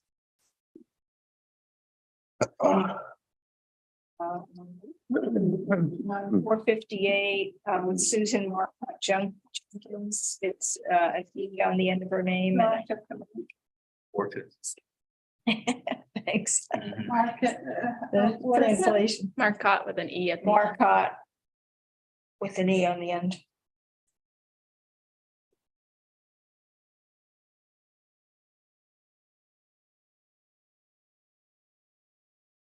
Uh, 517, my name is missing an L. That's not the line. Right, what is it, 515? Or 519? They've been off by 2. Oh, 502, 502. Okay. Like word search now. That's it.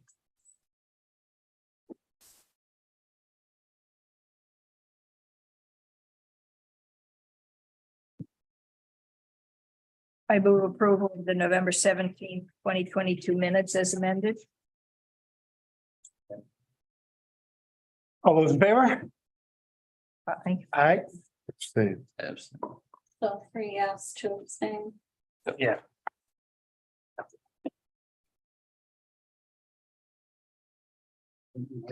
December 15th. December 15th.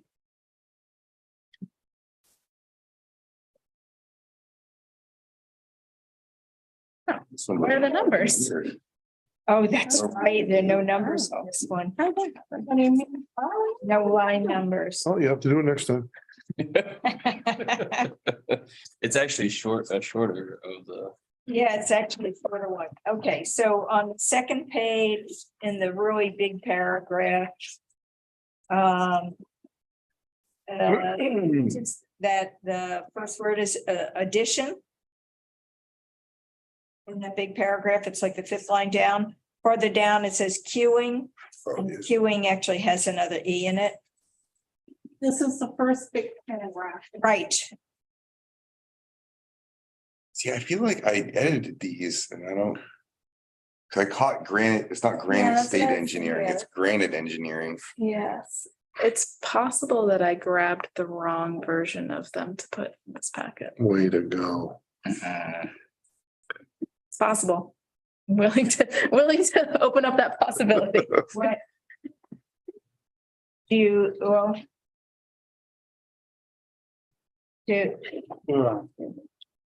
So what do you want me to keep going or? Or do you want me to give you Keep this, going. my version? Well, I didn't see where you were at, so I'm sorry. I don't, what line? Yeah. I have a question on these There, regarding there's these another notes. Q. So the topic that I brought up regarding the communication to the school board that they requested. Mhm. as part- Oh, okay. Did you? And yeah, then, did you- Did we ever get it? Any responsive? I'm sorry, what was it? It's Granite Engineering. It's not Granite State Engineering, it's Granite Engineering. Well, the one I have only says Granite Engineering. Then you've got the wrong, I'm like, how can that be? Because she thinks she put the old version in the packet tonight and not the most updated Well, version. actually, I have an old version. I didn't look at the new stuff. I've had my old stuff around since then. All right, so in the next line that talks about 5,000 square foot building. It's really to the Concord parcel. It says to the site. About stuff that was. Right.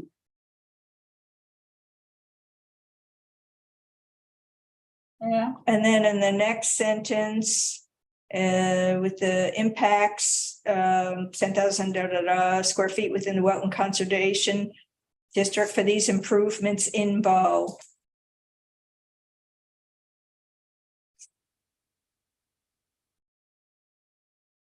And then down several lines, it talks about the underground fire cistern on lot 67. It should say Concord lot 67.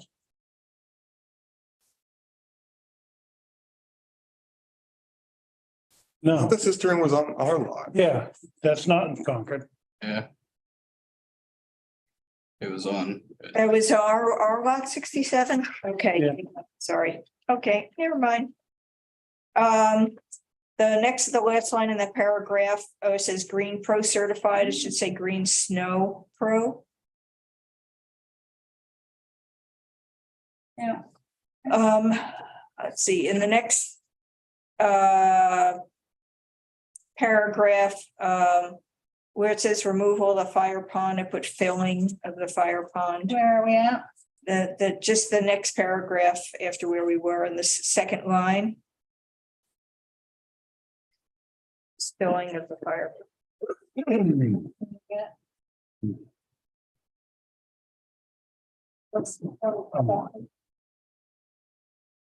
Oh, your version doesn't even have the paragraph in it. Okay. You might want to get the Now- updated version next week. or- Yeah, let's skip this and Figure out which one was the. Okay, all let's right, go. okay. Let's move on to January stuff. I thought there were 3 that you reviewed. Okay, So. we'll Thought I did move on to all of them. January 5th. Maybe not. No, you didn't do the first, October and November. Okay. I don't. But I think we've done the last 3. 12:15. Review the next meeting. Do we want to make a vote? Then I'll make a motion to continue the review of draft minutes from 12:15 to March Next time. 23rd. a second. All those in favor? Aye. everybody. Everybody's in favor. There we go.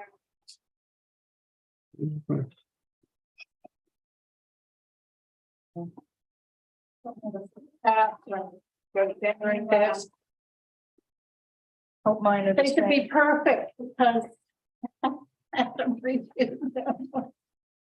Well, I made comments. Right, totally perfect. First version. You have a different version of what we have? Well, who knows? It was an earlier, the first time they were given to us, that's the one they were. The line 29, I just thought where you have CNR, CNHRPC. You probably should stop Monahan or add Matt Monahan's name.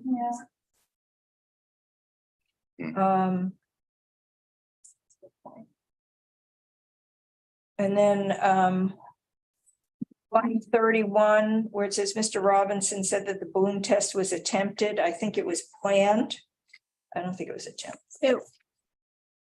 They did make a second attempt after it was planned and they canceled for the weather.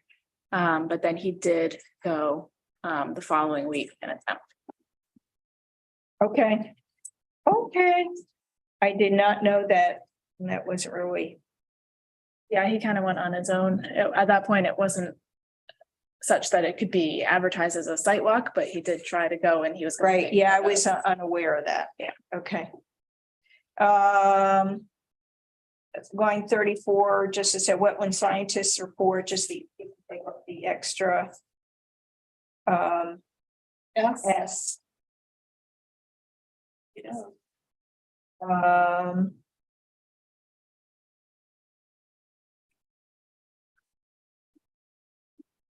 I thought that, I don't know whether this is what I understood versus what they said. Line 38, talked about that, describe their assumptions. I thought it was kind of estimations for tree height. Don, what did you say? What did you say?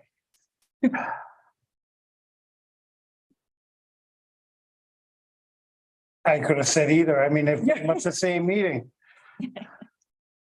I like assumptions. You like assumptions? Okay. I think assumptions are kind of a more negative. He said assumptions, that's Don's what words. this should say. You said it right.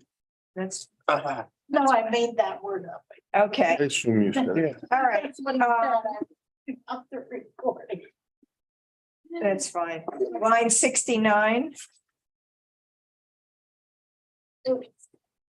And just the last name of the Christina Parisian. Oh, yeah, I. And Crockett has second T on Crockett Drive in the next line. You have it in one place, right?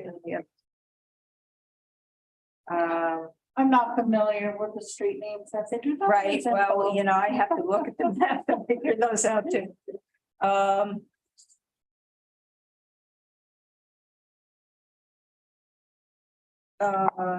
Let's see. Can I ask a question? You'll notice that the style of the minutes changed and Ginger started just listing all the abutters and then kind of just clumping up kind of their topics that came up in conversation. Is everyone comfortable with that approach for describing the public hearings? I think so. I think generally it's fine. I think sometimes it may be if there was a real split in people, it might be good to have the people who were Yeah, I guess if you pro got or some, con, because you might have the abutters who are against something and other people who support it, you know. Yeah. So Split it into two groups. So I think it would be good if, so the one time that we had somebody speak in favor of this, you know, they should probably be marked out. To have their name separate. But in minutes, the important thing to note is if the applicant, you're doing the public hearing and the applicant, somebody in the public hearing says, oh, well, I'd like him to do this, and the applicant says yes. Sure. That should be in there, because anything they represent, Mm, like with the tower thing, when somebody asked the applicant about coverage, is it gonna cover the school? Once he said, yes, it'll cover the school, which I think was the very last meeting, that's now a condition, whether you write it in the approval or not, because he represented it to the board mhm. during the meeting. So those things I should think always be written down. Did that and But just as an example, yeah. Yeah. that's a good point. But people just making comments, unless it's not gonna be a condition, a lot of towns lump them just like you did. I just think it's Yeah. probably good to get if there are people that are really pro or really con or, you know, it's butters. That's it for my comments on that one.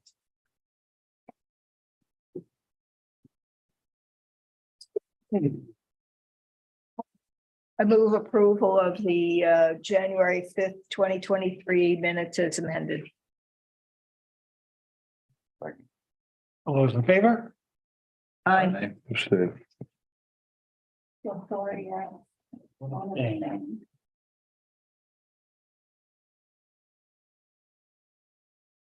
Right to. One time.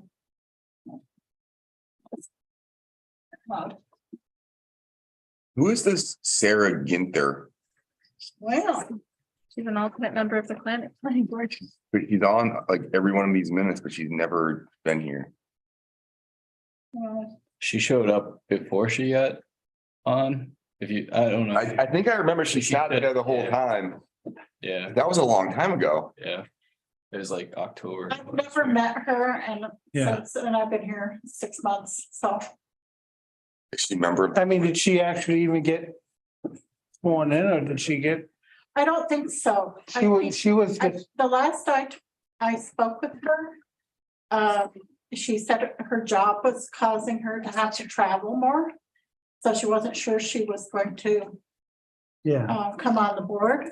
I don't I think, think maybe someone should contact her. Well, I think if she wasn't sworn in, then she wasn't Yeah. really a member. did you guys? She was, appoint her to yeah, the she was board? appointed, I believe, but not sworn in, Yeah. from what I understand. Well, when we Right. appoint her, we tell them they have to show up at Madrula's office and get sworn in, so she may have gotten sworn in, only Madrula knows.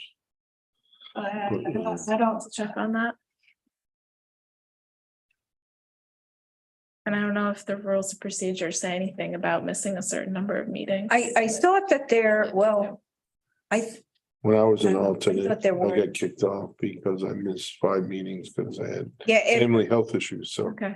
if you're not, especially if you're not excused, I think if you're excused, if you say I can't attend for X reason, it's different than just not showing up. Unexcused, yeah. I was excused, but still. Still got kicked off. Typically the summers for me is where I come into, because it's softball on Thursdays. And I usually miss like 5 straight. May I ask a question? If someone notifies, I guess myself, that they're not coming, is that an excused absence? Yeah. Yeah. Okay, because I didn't hear from her, but I I think you're politely stating that she wasn't here by saying excuse, Right, but it exactly. may not have actually been excused. I didn't really know the Yeah. rule behind that. Right.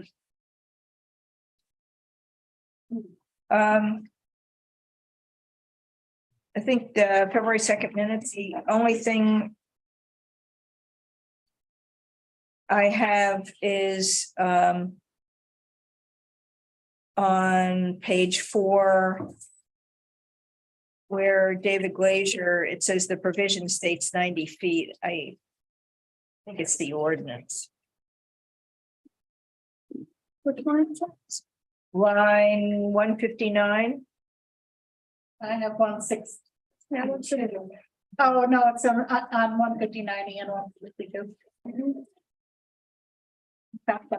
Right, fine. Is it the ordinance? The ordinance. Probably said. He probably said. He probably said provision, but. Means the ordinance. Yeah, and that's the Does only, that need to be changed? yeah, we're not doing a transcript. So I think he was talking about the ordinance. Move approval of the February 2nd minutes, February 2nd, 2023 minutes as amended. Isn't that the meeting that you had your, Yeah. but that's not listed in here? We He was listed as in that list of The commenters. The commenters, he was in there. Yeah, so we get in there. So we have to come down.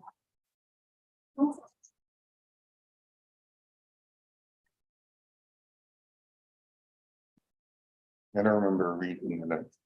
He said that was going well. Well, he left on his own, right? Yeah, he did. Yes, he left. When he saw the 2 gentlemen in the doorway. Are you talking about Mr. Borsier? Yeah. Yeah, before, What was the question? I didn't list him. No, you're fine. No, it's fine. I didn't list what he did. No, that's fine. I just want to say that based on the number of comments, it seems like the minutes have improved over time when. Yes, there are yes, Most comments for the most and the fewest for the last. yes, so, Just a comment. right, yes. No, I did Thank notice you. that. So did I hear you had a motion to approve, right? Yeah, yeah. Did we have a second on that? I'll second. All those in favor? I, So All right, one abstain. Got it. What about the non-public? Are we doing, we have to approve those too? Yeah. oh, are they marked draft? Because I actually did some non-public minutes for the Conservation Commission. And I didn't, do you mark them as draft? They're not supposed to go on the website, right? That's a I mean, question. Ah, From well, me. good question. I don't believe they typically get posted. I mean. Yeah. that's the- public minutes don't. Do you guys at the end of your non-public, do you vote how long they're gonna be sealed? Well, I forgot to do that. No, we. It wasn't, it's not, made of, It's fine to not seal minutes and. and we don't have to post them. You don't have, I don't Okay. believe so. If Oh, somebody, they're non-public. if somebody requests them and they're not sealed, then they are available. Right, but they're supposed to be made available in 72 hours. Made available means if somebody requests it. we Right, provide. okay. Unless you're talking about It- council's opinion, It wasn't, right, right. then those don't get. No, yeah, no. Well, half the time there haven't been minutes, decisions made, on that. No, it was potential land purchase. Yeah. And I listed a parcel, I didn't list the name, I didn't list the dollars, and we decided that we weren't going to go forward anyway, so. On something like that, you would normally seal them until such time as the deal's done. Right, but we're not doing a deal. Yeah, no, but Yes. I agree, and thank goodness I learned this, but we are doing the deal. So do we need to do something with, Yeah, you should approve these non-public sessions. They look fine to me, they weren't. There was much there. It's just like one sentence. In fact, I was glad to receive them because that's what things are supposed to look like.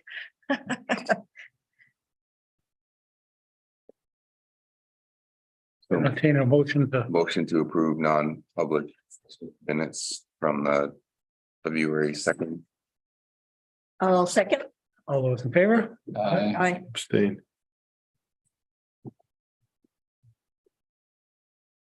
Okay, These other correspondence and other, do we have to look at that? yeah, so we do need to still, you still with us, Matt? Probably napping. It was, so it looks like they got attached. Yeah, I'm still here. Like they got attached at the end of application 40123. So if you're trying to find a list of proposed.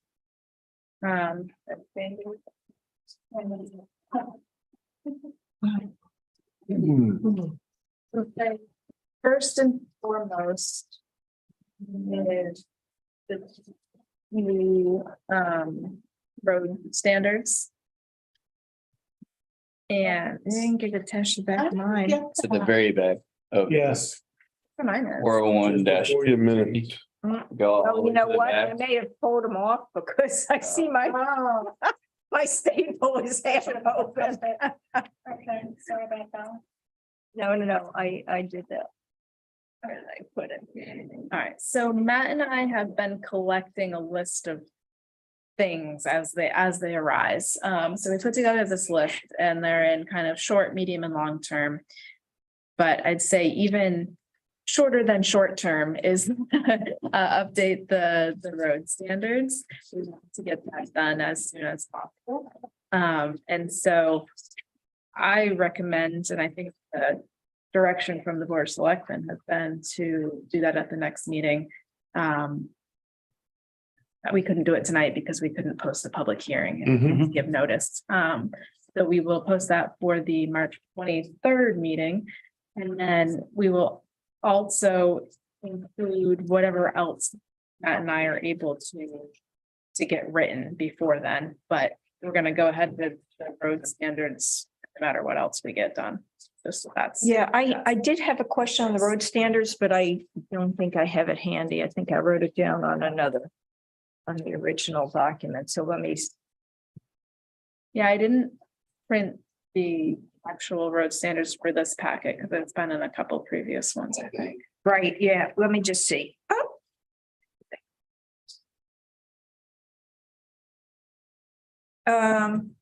I didn't know. Gonna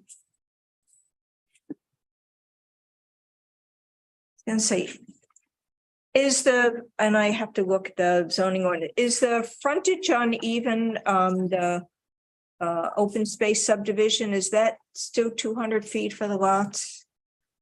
Or it's less. Plus, right, an open space is like, there's 100 feet in it. Okay, because I guess, which is why I was wondering. Because in the table of geometric standards, it talked about,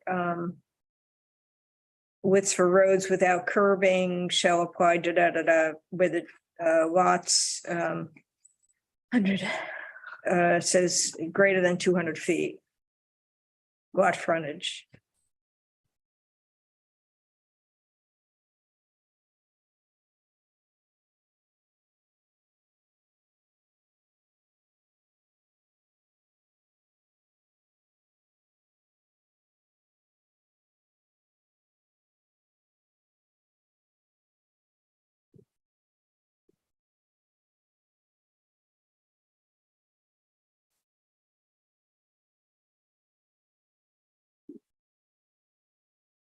So we just need to add something that says or 100 in open space or?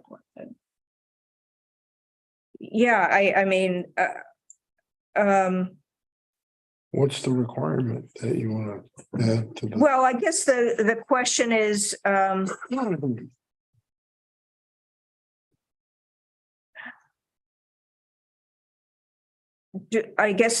do we have to specify here that number, or can we refer to someplace else so that we don't have to worry about the numbers being different for different Or if things? it ever changes anymore. Right. Probably, that would probably. But you guys, I hope are gonna get rid of allowing a 22-foot wide curb to road, right? That's the intention. Because in the winter, that doesn't even meet National Building Code and State Fire Marshal Code, Mm-hmm, because you don't have 20 feet clear space that you have to have. mm-hmm. There's nowhere to have it. So, Well, I really would like to not keep seeing closed drainage come in. With our subdivisions, that's what I really would like to see. oh, more close. Less closed drainage. Yep, I agree with you 100%. I mean, in the closed drainage, I mean. What's the purpose of a developer doing that? I mean, it doesn't sound like it saves them any money, or doesn't. I mean, it just makes it a little easier to direct the water where they want to direct. Yeah, depending on the lot, sometimes it's easier to move the water in a closed system, but in this particular neighborhood that you had it last, I think it was all about the look you wanted of the One of road. the granite curb. Because people pay a little bit more money, Mhm. but that's a lot of maintenance for the town to take on. And it's less preferable environmentally. And if you were in a like a dead end over 55 or a cluster thing or something, maybe you can go a little narrow, but that other one, that was a through road. And a lot of people are gonna use it as that. And, good luck in the winter when there's snowbanks. It's just, you don't get it. Yeah. Where if it wasn't the 22 feet without curb, it's much Without easier. to curb, plow. yeah, and like so without curb, if somebody parks on the edge of the road, unless we're gonna make it a no parking on the side. No curb, pull off, Mhm. Yeah. get With on curb, the you front can't lawn pull or off. whatever, the rest of the right of way, but when it's curved. They're parking, and so when you park one car there, 2-foot wide curb to curb in the summer. And you're violating the code, because state fire code says 20 feet width at all. Right, and I think Aircraft the ride. issue also was the plowing and the snowbanks in the winter. Yeah, they can't push stuff back without, And you throw an Amazon truck on the road at the same time. yeah, it's a nightmare. Mhm. And then keep in mind that, the right of way is still the right of way. But Yeah. all the homeowners use it because of the curb, like, oh, that's my Yeah, front yard. get the grass right up to the curb. Sprinkler systems, and then the plow comes through winging. Whoops, there goes. It's a nightmare. But it's You pretty. had something else on here. Oh. This one, guys have a question. Yeah. Do not allow updated application materials within 2 weeks of planning board meetings. Yes. So It's being on the other side quite a bit in other towns, no updates at all? Or are you saying no updates, but if they give you some, you reserve the right to continue to the next meeting if it's too many updates? Because sometimes we get you're working with the DES or even the town sometimes, and there's some note or something that has to go on the plan, so they try to do it last minute. Are you saying that is a no matter what? So they're already pushed off and continued? We got that today. There was an email from somebody that was the town. well, they had sent it to the Conservation Commission today. I thought I was gonna get it the other night. Because they had said they had responded to DES, and apparently they hadn't yet responded to DES. I don't know what they were waiting. Sometimes we'll say any submission, any change to the submission within 2 weeks of the meeting, it's up to the board whether or not they continue. So until the board Right. gets to see what it is. Yeah, that's good, because if it's 'Cause otherwise- something like a written waiver, that's a no-brainer, but if it's something of substance that needs Yeah, review, then you can say, hey, you know what? You should have had it in earlier so our people could look at it. right? In And a those good- in those a good- situations. Go ahead, man. Yeah, I was gonna say a good example of that was that legal thing that came in 3 o'clock Wednesday before last meeting with 42 pages. Yeah. You know, Yeah. Yeah, like that, we should run out say, that's gotta stop. that ain't got part of the meeting. Right. Yep. But usually, and when I run into it in some other towns, your equivalent would tell the board, listen, it's too big a change. We didn't have time to review it. Mhm. And the board says, oh, see you next meeting. But it's in there that because it wasn't whatever you determine as the time, which I assume you came for the 2 weeks. Because right now we have nothing and people can do that. I think it does say something, but it's not enforced. Yeah. So I think, you know, to kind of pull all this together, a way to approach this is let, you know, the staff can serve as like the front line, right? Like, hey, you know, oh, you're submitting that thing 2 days before. The board may not take it, just so you know, and then you guys retain that discretion. So having the staff say up front that may or may not go through, it pushes people to get it in sooner. You know what I mean? But then you guys could jump in and say, you know what? We'll take that one waiver request. It's pretty simple, right? Yeah, so if you just say all submittals at least 2 weeks before, otherwise, you know, the board has a right to continue it to the next meeting. Mhm. Something like that, yeah. Makes Because sense. we don't want her office overloaded any more No. than it already is. Yeah. Well, Yeah, it gets kind of I hectic agree. when things come up Yeah. and then we end up with wrong versions of things and But Yeah, review memos alone, you know, those, you go do a full review memo and it's like, you know, this thing comes in 3 days later and the memo's no good, you know? Right, right, yeah. what is reconsider applicant pre-meetings with the butters? Oh, yeah, I brought that up. Matt, was to address the fact that when we'd have like the first application, you know, where someone would come in, you know, all the abutters would show up and whatever. So Matt had come up with this idea, maybe he got it from someplace else, that the like developer was required to meet with like abutters, but it was outside the context of the meeting, and you never know what was promised to them, and it didn't become a condition of approval. Right.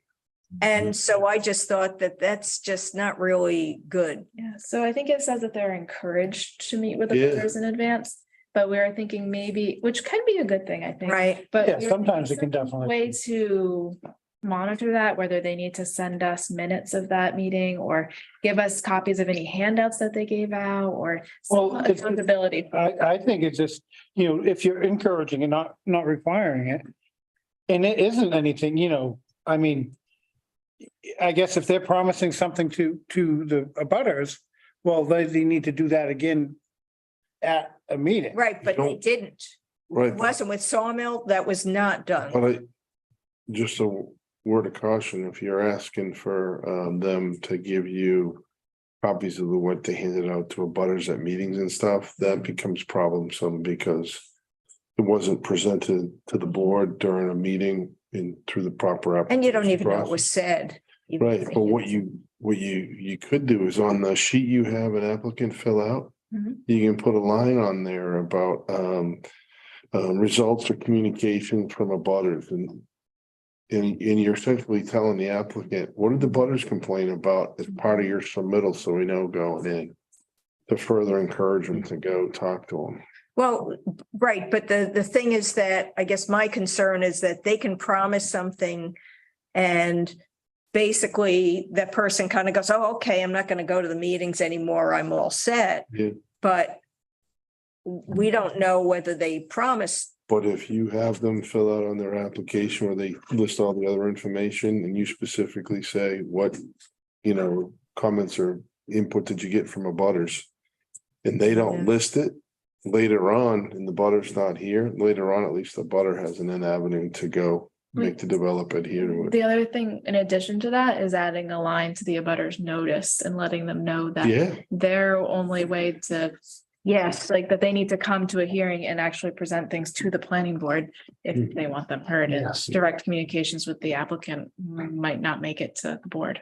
right. Yeah, yeah. Yeah, I guess if they're gonna do that is so abutters know that there's nothing binding, nothing. Right, This there's is just- nothing It's binding. really, right. you know, it's really a informational piece, a non-binding informational piece. Right. reputable, developers though, will, when if they meet with the butters, will encourage them to come to the meeting and let the board know, hey, we've resolved this issue, because it's more support for what Yeah. they're doing. Well, I think that's what we heard. Oh, I'm trying to think of, That way. They brought the neighbor that was across the street. Right. Hey, we'll pay to do the turnaround right. in your driveway. Right, that's That was- exactly that what was I a was good example. thinking of. Yeah. But it didn't get in as a condition of approval. It was mentioned, but we didn't put in our condition of approval. But if it was brought up at a meeting, even if you miss it, it's a condition of approval if they represent it to the public and tell it to the board. Yeah, well, is there, you know, with that, No, I'm just saying that I mean, there's room for issues. Oh, I'm not yeah. Saying that there is an well, issue. there's always, there's always room for it. Well, but I think, but it's something that we've contributed to. Hey, the speaker's podium, absolutely. Yeah. Until we can, after that's all done, I really want to, well, if I'm still the selectman, I really want to get, it set up with more of a, applicant friendly and board friendly environment. This giant table in the middle doesn't help too much, but like when I sit back there in those meetings you did, a lot of times, you know, you can't hear what's being said if you guys are talking. It's hard to see stuff like the guy tonight, even with the easel, it's tough. So Yeah. a podium though, someone's there and you know, set them up. And Yeah. part of the idea behind the podium, for the abutters especially, is to make it clear that one person speaks at a time. Yep. The person who's at the podium has been recognized by the chair. Right. They're the one speaking, and they're the only one speaking. Yep. I think just to make that more Mhm. formal. Yes. Because Yeah. sometimes it just becomes Out a first. conversation. Oh, yeah. Hmm. Makes minutes difficult and it can make things kind of unpleasant. I mean, that's a little bit, that's the room setup. Yeah, and Yeah, maybe but we part need of to do the, something Yeah. maybe part of because the rules of procedure almost. I mean, we used to have even like the applicant, you know, used to come to this corner. Right, you used to come right up front here. Yeah, come to the corner of the board, so then everybody's seeing them. The temporary versus permanent wetland impacts, that's great. And we're also talking about a less cumbersome one of those, Whoa, that would make us happy. Wait, what's that? a less cumbersome one of those, Oh, mhm. like something mounted up. Yeah, wheeling it across the hall is not great. No, Oh, so that goes from room to room. and- Oh, up and down everywhere. That's why it keeps tilting. Every time it Yeah. tilts a little more. Yeah, and it's a lot of things to connect and. right, It's a yeah. whole But the- ordeal to put it up. Through COVID, the technology in that environment has become light years better than it was. in Right. Oh, yeah. 2019. How long you guys had that? It's been here a while, right? Yeah, no, Probably just the, Is it like Not that long. 2018, 19? that's what hasn't been here for a no, year, maybe, right? If well, not- it was It's been out. probably when we started meeting back in person. 2000, yeah, Yeah, but they. the end of that's right. 2021, Been going that for a while, but you can do a lot probably, better with a lot less. like when we were coming back out of. Right. COVID. Yeah, looking at better recording stuff too, because you would put one of those or a microphone at the podium so that it's all crystal clear, especially Mhm. for tape.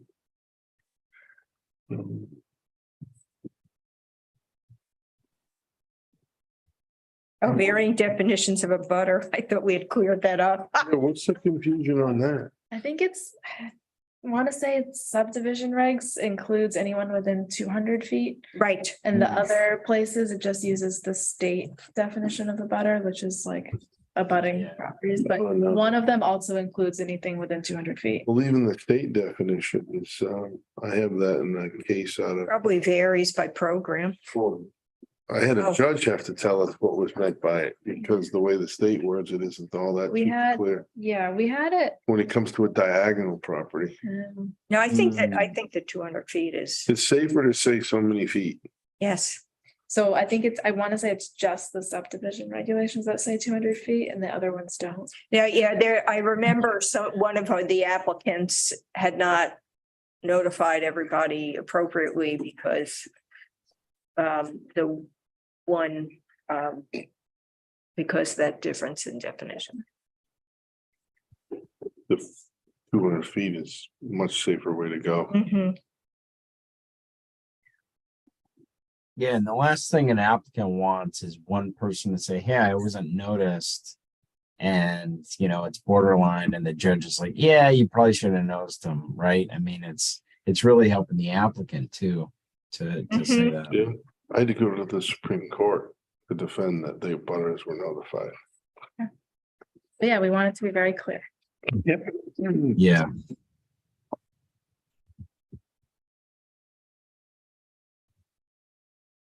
Road acceptance process. Yeah.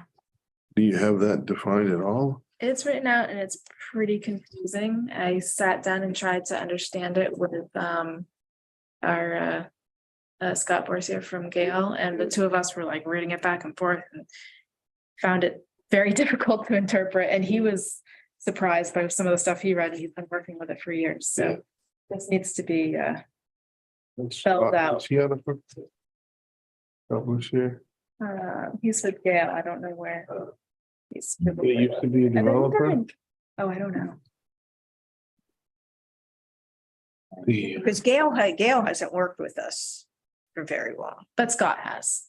He was from, Was he in with Du Bois and King? yes. Ah. Yeah. It's the same person, new firm. Okay, okay. But you should have somebody reviewing to make sure the conditions of approval were met, because that's been a headache.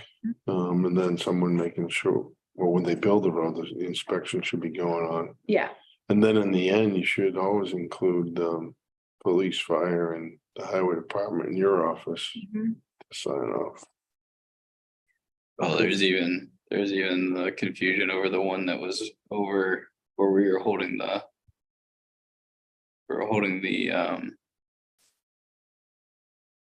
What road was that? Bond? Yeah, we were holding the bond on it, but then.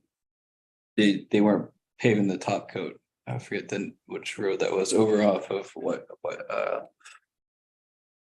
Yeah, like Sundance, that was what. No, the one that was up on, it's up on Great Views. It's only like Oh, the, Oh, yeah. 5 we were holding the bond on that for like Oh. 2 years. High Meadow, on Pinnacle. That's Yeah. it. Yeah, we were holding the bond on it for like over 2 years, remember, and they were refusing to put the top coat until the last house went on, and there was all that confusion over that. Like they were wanting us to release the bond. Mhm. yeah, so it's, Well, that's because there had been such a mess. I understand, Right, but right. but that there's so much confusion. Right, over that right, yeah. because- yeah, and like the timing of the performance bond versus the maintenance bond and when they release and when the top coat goes on, it's in there, but it's not straightforward. Should never I don't know release if a it says performance exactly. bond until it's paved, the top's done.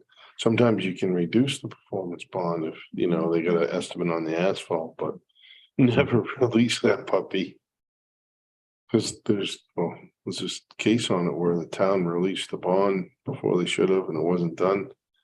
And so the people in the subdivision, the contractor lost, court told them to go after the town had to take care of finishing it because they released the bond. Never released it. What's the, I see you Do have. we have are we meeting on the second? For work? We don't have a meeting scheduled. We don't have a right? meeting. what's the reconsidering duplex? Yeah, that was our ordinance before the change allowed that conceptual development. Hmm. But would have allowed that conceptual development up by Sawmill. And I think Matt had seen that he felt that there were some issues there, so that it got changed. I can't remember, is it how it reads now?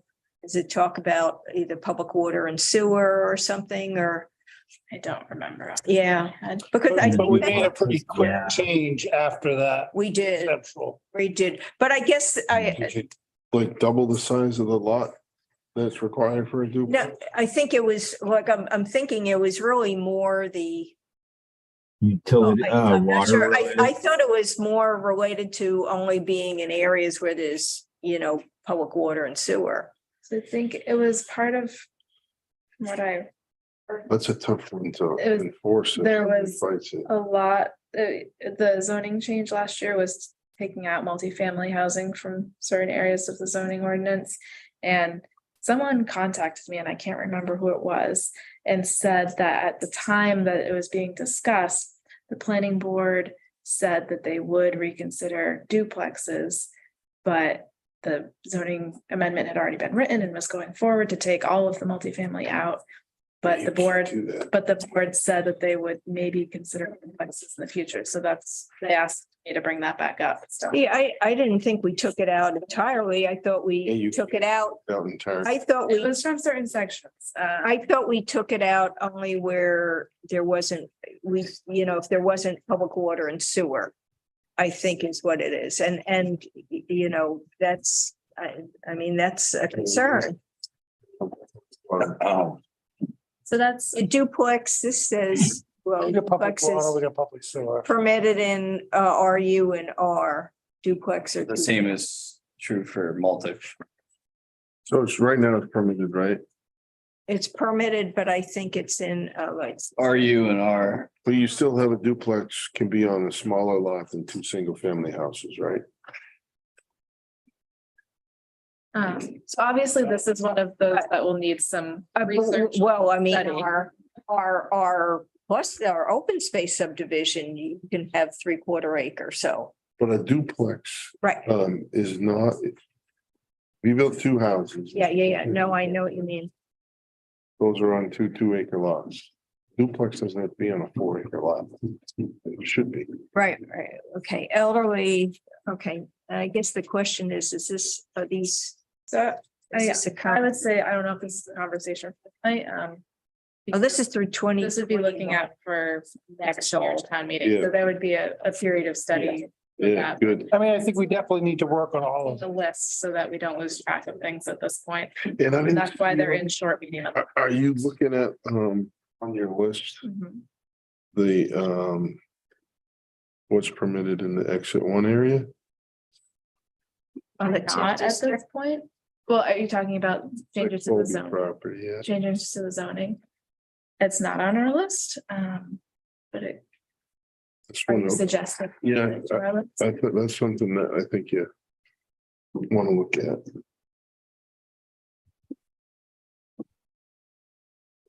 Headway with water from Concord.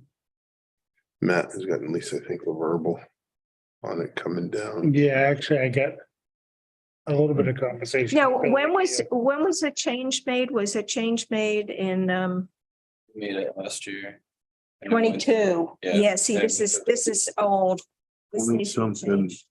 residents drafted a proposed warrant article about that, On page 30. but they brought it in too late. Right, so if they wanted to resubmit it for next year, we could. For what? Changing the zoning in one area, so you can't put 5 or 6 apartment buildings in there. That's a good point, Sandy. Can we get updated copies of the zoning ordinance? It's- Yeah, because these. This is 2021 Mhm. that we're working to, and we definitely made those changes and they got voted in. Yeah, I mean, Right, I actually have a separate current book.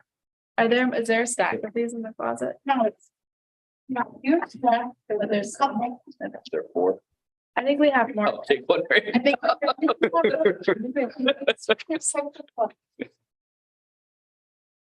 I don't know if I can stand up, but I'm sitting. This is only housing for the elderly. Maybe took that and stuff out altogether. All right. We're getting pretty late. Yeah, can I just mention one thing? Yes. Because we have to, Yikes. is that, I don't know if this has been done before, but in the zoning ordinance, it says that special exception applications that go to the ZBA have to be referred to the planning board for a review and recommendation first. I don't know if that's been practiced, but that's what it says.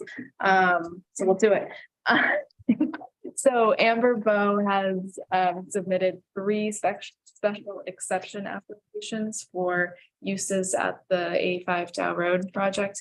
I believe we've already discussed the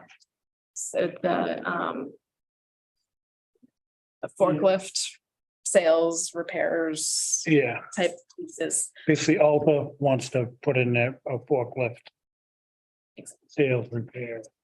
And for those uses, which the uses don't fit exactly into any of the uses that are listed. It's a little bit more specific.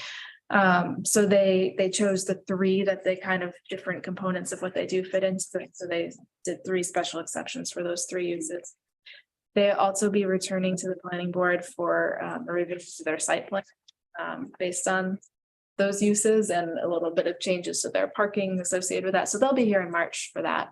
But I just wanted to bring it to your attention that it's going to the ZBA, and unless anyone brings up any concerns tonight, I think I'll just write a quick memo saying that the planning board will be reviewing the changes to the site plan at their next meeting. If you want to bring anything to the attention of the ZBA, say it now. I don't have concern with them. Yeah. You know, it's a commercial equipment dealer, basically, is what's gonna be. Without, and there won't be customers like coming to the facility. Yes.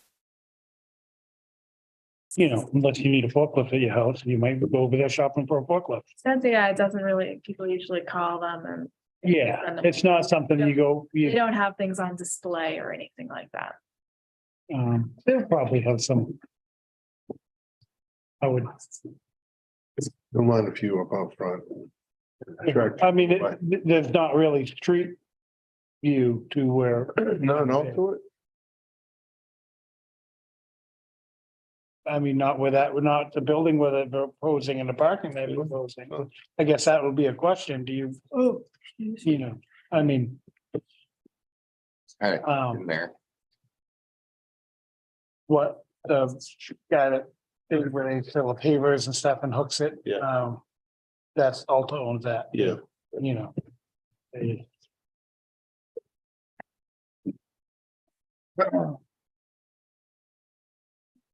Yeah, I was gonna say, I move approve, I move that we should adjourn.